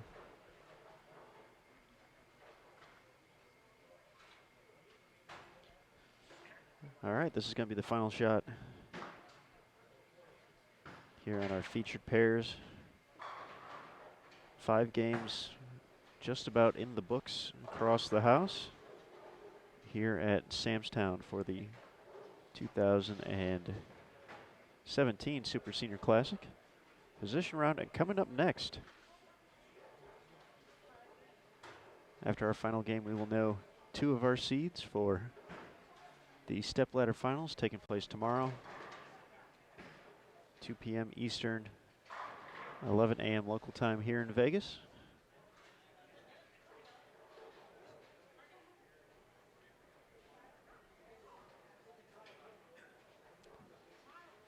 And we'll also know the 3 bowlers in each group, which will advance to the group stepladder. So, as Matt mentioned earlier, 8 players will remain in the field after today. 2 already have their spots locked up. And 2 more will join them. And by this time tomorrow, we will already know our Super Senior Classic champion. But for right now, we're going to let Greg Moore take over. Bowlers lanes 31 through 34 are on. You need to stay warm while we file the scores. And we will have 5 minutes of warm up prior to the final match. It'll take us a few minutes, ladies and gentlemen, to compile all of the scores. We'll get that taken care of. These bowlers have been bowling in 2 groups, Group A and Group B. They'll now bowl a position round within their group. And the number 1 seed from Group A and the number 1 seed from Group B will be seeded into the tournament final stepladder at 11 a.m. tomorrow. They will be seeded number 1 and number 2 based on total pinfall. The number 2, number 3, and number 4 finisher from each group will enter a group stepladder, which will occur at 8 a.m. tomorrow. Those 6 contestants are vying for the final 2 spots in the championship stepladder final for 11. So give us a few minutes to get the scores compiled. We'll get the bowlers back out on the lanes just as quickly as we can. You want something to drink? Position round. Just kind of watch my phone for me then. All right, Greg Moore explaining That's fine. I'll take it with me. the details to everyone here. No, I But him and his crew are going to cross the T's, dot the I's. Make sure the scores are correct heading into the final position round. So we're going to take a quick break here on Bowl TV. I'm Aaron Smith alongside Matt Cannizzaro. We'll be back for the position round here in Match Play 2017 Super Senior Classic in just a few minutes. As Greg mentioned, we will know our top 2 seeds for tomorrow's stepladder finals after this next game. So a lot to be determined, a lot of excitement coming up here on Bowl TV. As soon as we got numbers, and we'll let you know. Players will get a 5-minute warm-up on their starting pair before they kick off for that final match. So everyone hang tight, and we'll be back on Bowl TV in just a few minutes. Leaving those cameras up, but stepping away. Thanks again. We'll be right back.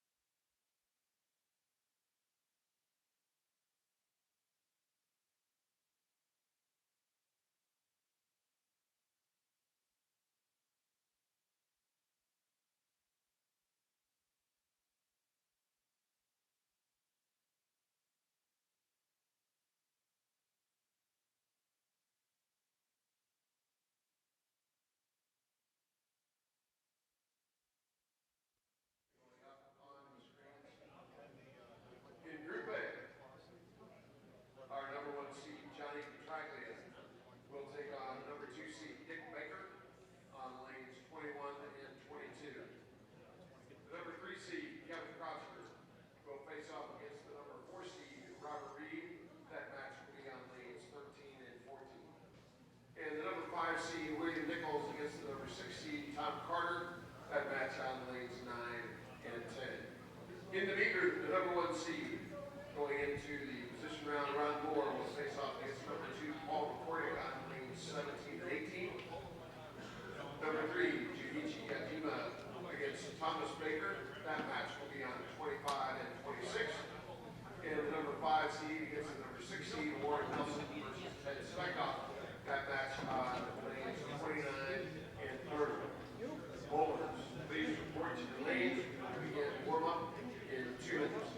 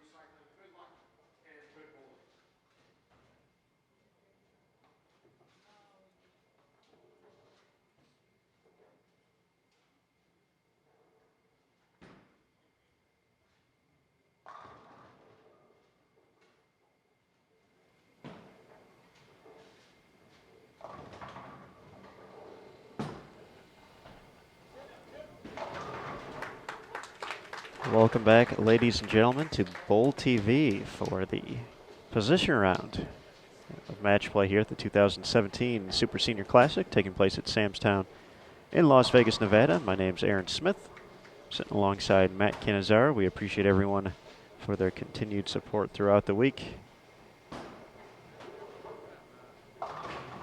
Very, very soon, we'll know 2 top seeds for tomorrow's stepladder finals, as well as the 6 players still in the hunt for the final 2 spots. We have our 2 top seeds meeting here on our feature pairs on Bowl TV. 21 and 22 for Group A, Johnny Petralia and Dick Baker. Petralia with a 167 pin lead over Baker, looking in great shape to earn one of those automatic spots. Over on 17-18, a little bit closer. Ron Moore, 762. The over column with bonus pins included. Paul McCordick at plus 707. So right now Moore in the driver's seat to earn the top overall seed for the 2nd consecutive year at the SSC.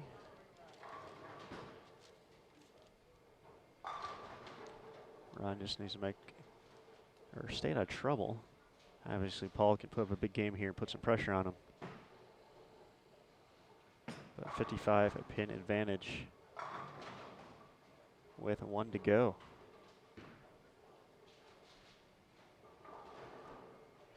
Looking at our other spots for Group A, Kevin Croucher moves into 3rd at plus 477. Robert Reed at plus 462. Along with Dick Baker, currently hold the 2, 3, and 4 spots for tomorrow's group step ladder. William Nichols, the first player out, at plus 413. So William, about 50 pins out. Tom Carter, his run at the Super Senior Classic is going to end after this match. Finding some struggles, 1 and 4 in match play.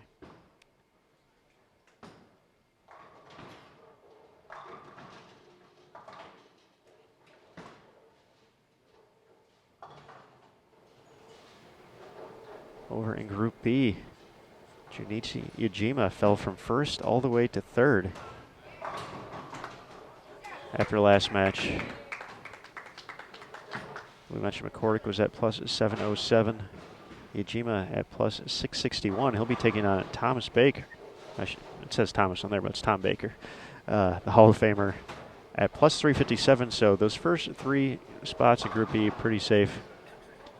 Never know what can happen. Baker, as we mentioned, plus 357. Warren Nelson, 21 pins behind at plus 336. Ted Steichoff plus 221.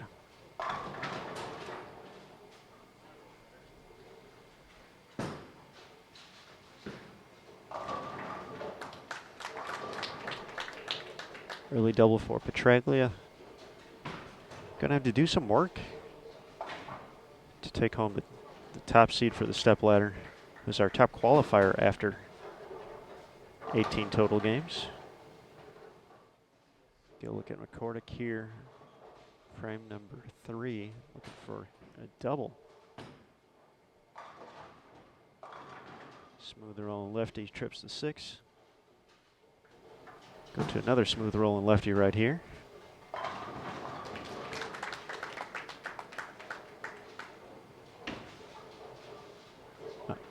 On cruise control for Johnny P.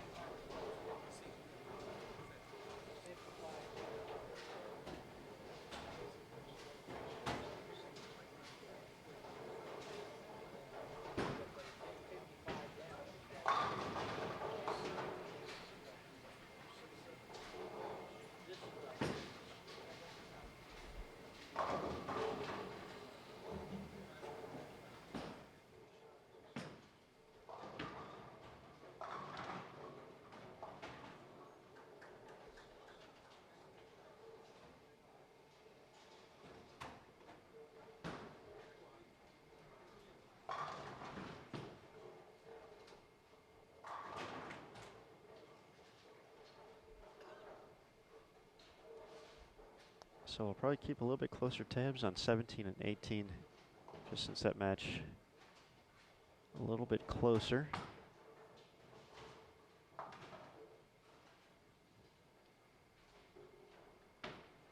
We'll keep an eye on the live scoring as well as we get a little bit closer to the end of matches, but a quick look at Dick Baker in frame 4.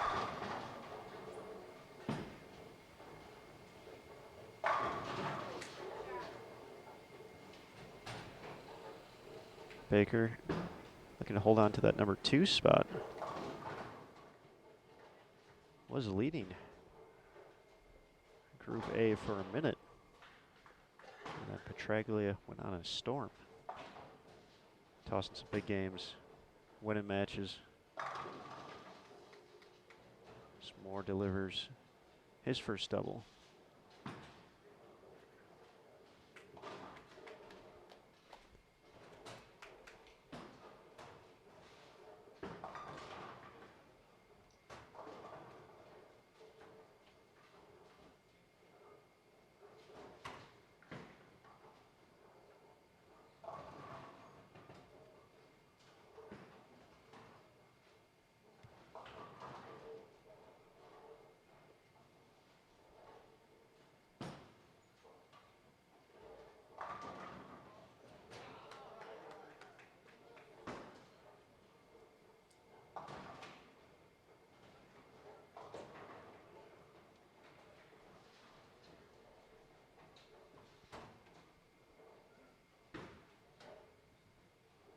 Ron Moore with the smiley face drawn back of his shirt right below his name. Hoping to smile because he's getting his picture taken as the top seed. But still has a ways to go. Paul McCordick would like nothing better than a big finish. Sneak out a W, as well as make up the difference.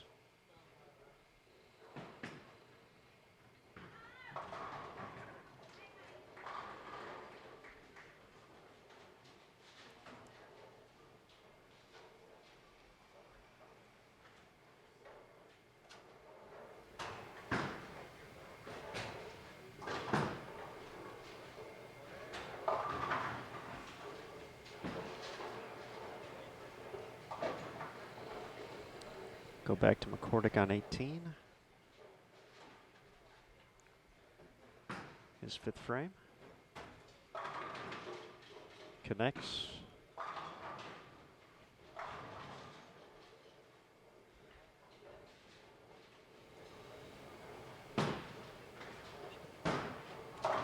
Aaron Smith going back in history here, the long history of the Super Senior Classic. The top seed only has won this event one time. How about that? That was Kerry Painter back in 2013. I believe that was the year there actually was a tie for the top spot. And he won a roll-off to earn the number 1 seed for the stepladder. And after that, no dice for numero uno in the stepladder. Painter was number 1 again in 14. Lost to Jim Knobloch. 15, it was Tom Baker losing to Sam Macarone. And last year, Ron Moore, you already mentioned, leading qualifier and lost to Yajima. So we just present the facts, let the folks pick who they pick, and we are halfway to finding out who that person's going to be. I feel Ron Moore would be perfectly acceptable with being the top seed again. In attempts to defy that logic, and is going to get some help there from McCordick, who chops the spare in the 6th frame.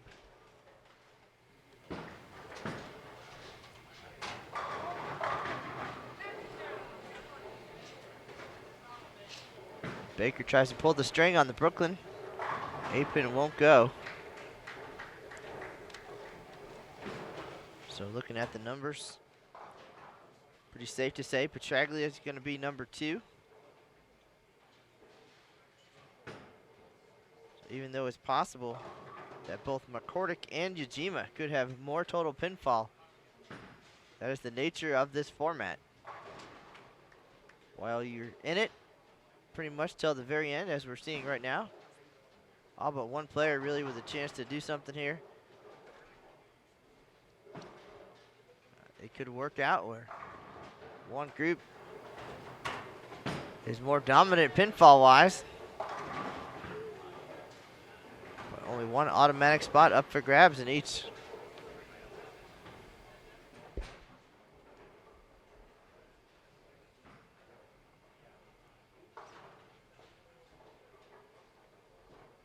One more now. Looking to close this thing out. Can double up here in the 6th and 7th, and he does. 259 possibility for him, so he'll hold off. Petralia, who started hot with the front 3, followed by 3 spares. Johnny can still get into the 250s, but down.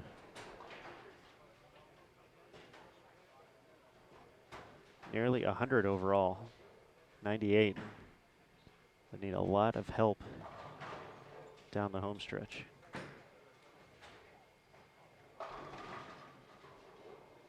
Kordic gets the hit, but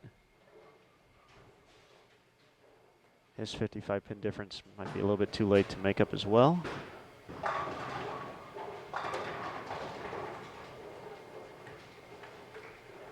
Bill Nichols trying to make things happen. He's got 6 out of 7. Down on 9 and 10, taking on Tom Carter. He was at plus 413. So he was the guy on the outside trying to sneak in a couple, or 100 pins here. Certainly would help. That'd be a nice swing for him.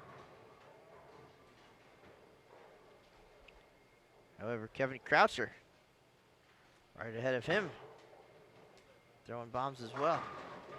So we'll see if we can't figure out some of the math here as things unfold, and as Aaron Smith often does. You beat me to it today, though. Look at you. Got your notepad out. Numbers jotted down. Growing up right before my eyes. You'll be bowling the Super Senior Classic before you know it. Well, that's a lot of bowling. I certainly commend these guys on 2 long days of competition.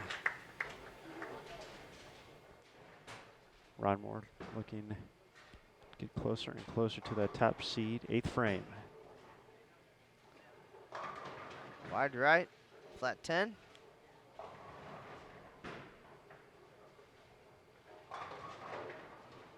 Ron currently on with a spare. Would be a 2-team pace.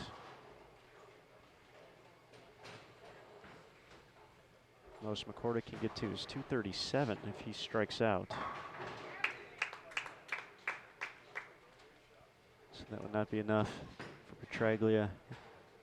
His max down to 243 also would not be enough. So for Ron Moore, just needs to avoid trouble. He's going to be our top seed. Dick Baker trying to hold off a charging Kevin Croucher.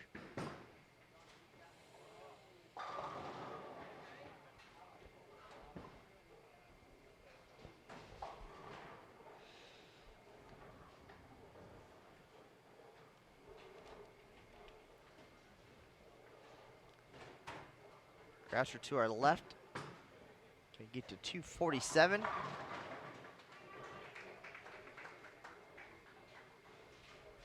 Good match down there between Croucher and Robert Reed if you're following on the live scoring.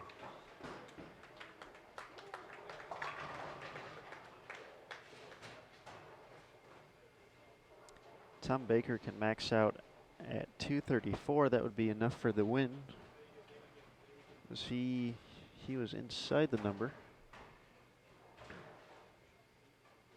Warren Nelson.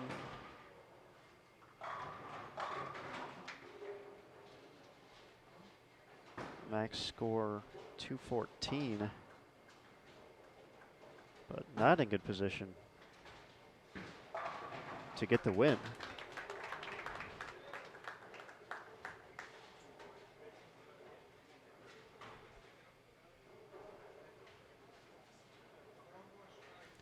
William Nichols can max out 258. He's going to get the win no matter what. Sorry, got Tom Carter locked out.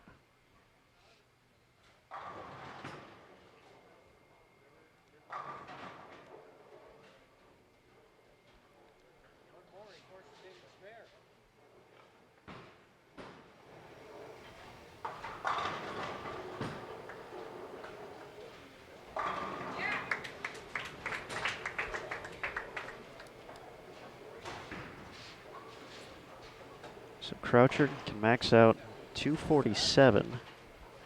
That would give him the 30, so that would be 77 plus for this game. Dick Baker, 239 max. Plus 30, that would be enough for him to hold on to the number 2 spot.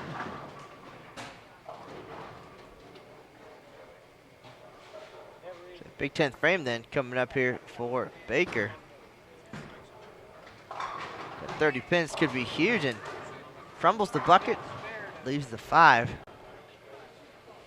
But that 30 pins, he's only ahead, 30 over Croucher coming into this game. Baker can finish up with 214 now and possibly lose the match against Junichi Yajima. Paul McCorrick's going to wrap up the 2 seed in Group B. Have to win just one match to advance to the step ladder.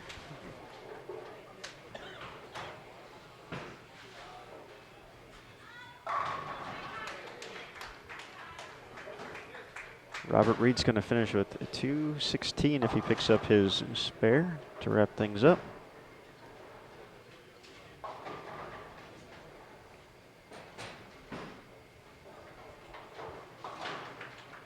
He does not.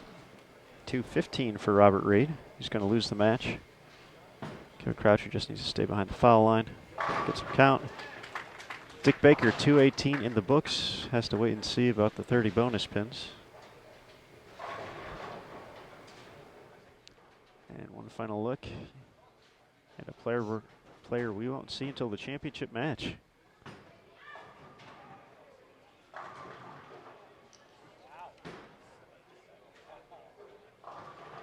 Not going to win this match here against Paul McCordick, but will be enough to hold him off.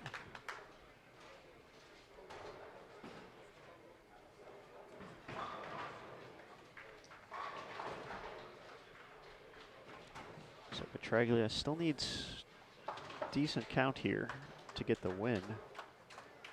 As Kevin Croucher finished with 232 and the W against Robert Reed.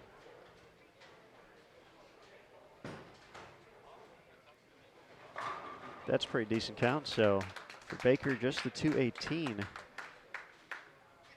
So it looks like Croucher will move ahead of him.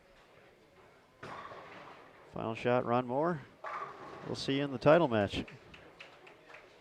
218 with the loss.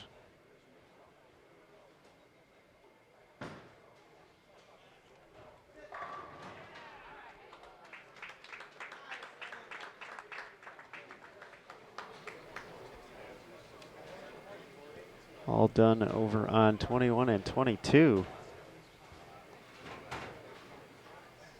Now the microphone's coming down, tell us what we did.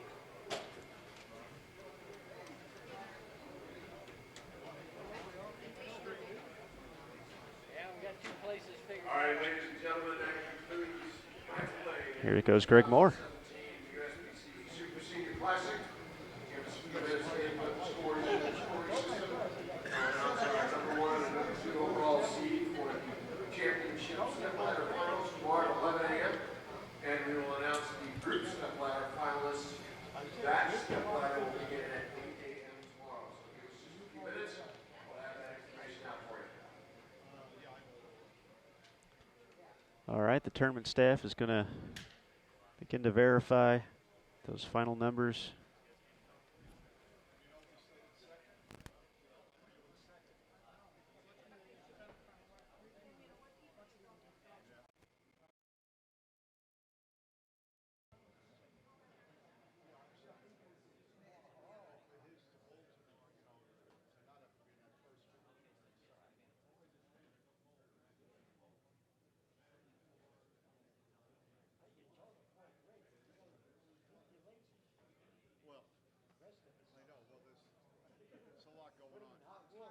Jackie, what time are you going to eat?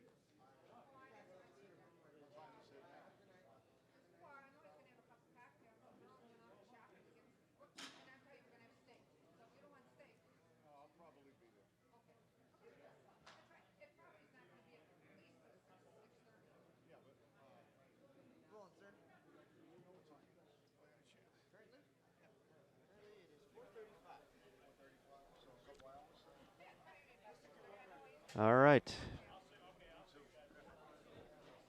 Based on our unofficial calculations, our top seed will be Ron Moore, winner of the Group B stepladder, gained to plus 780 with bonus pins.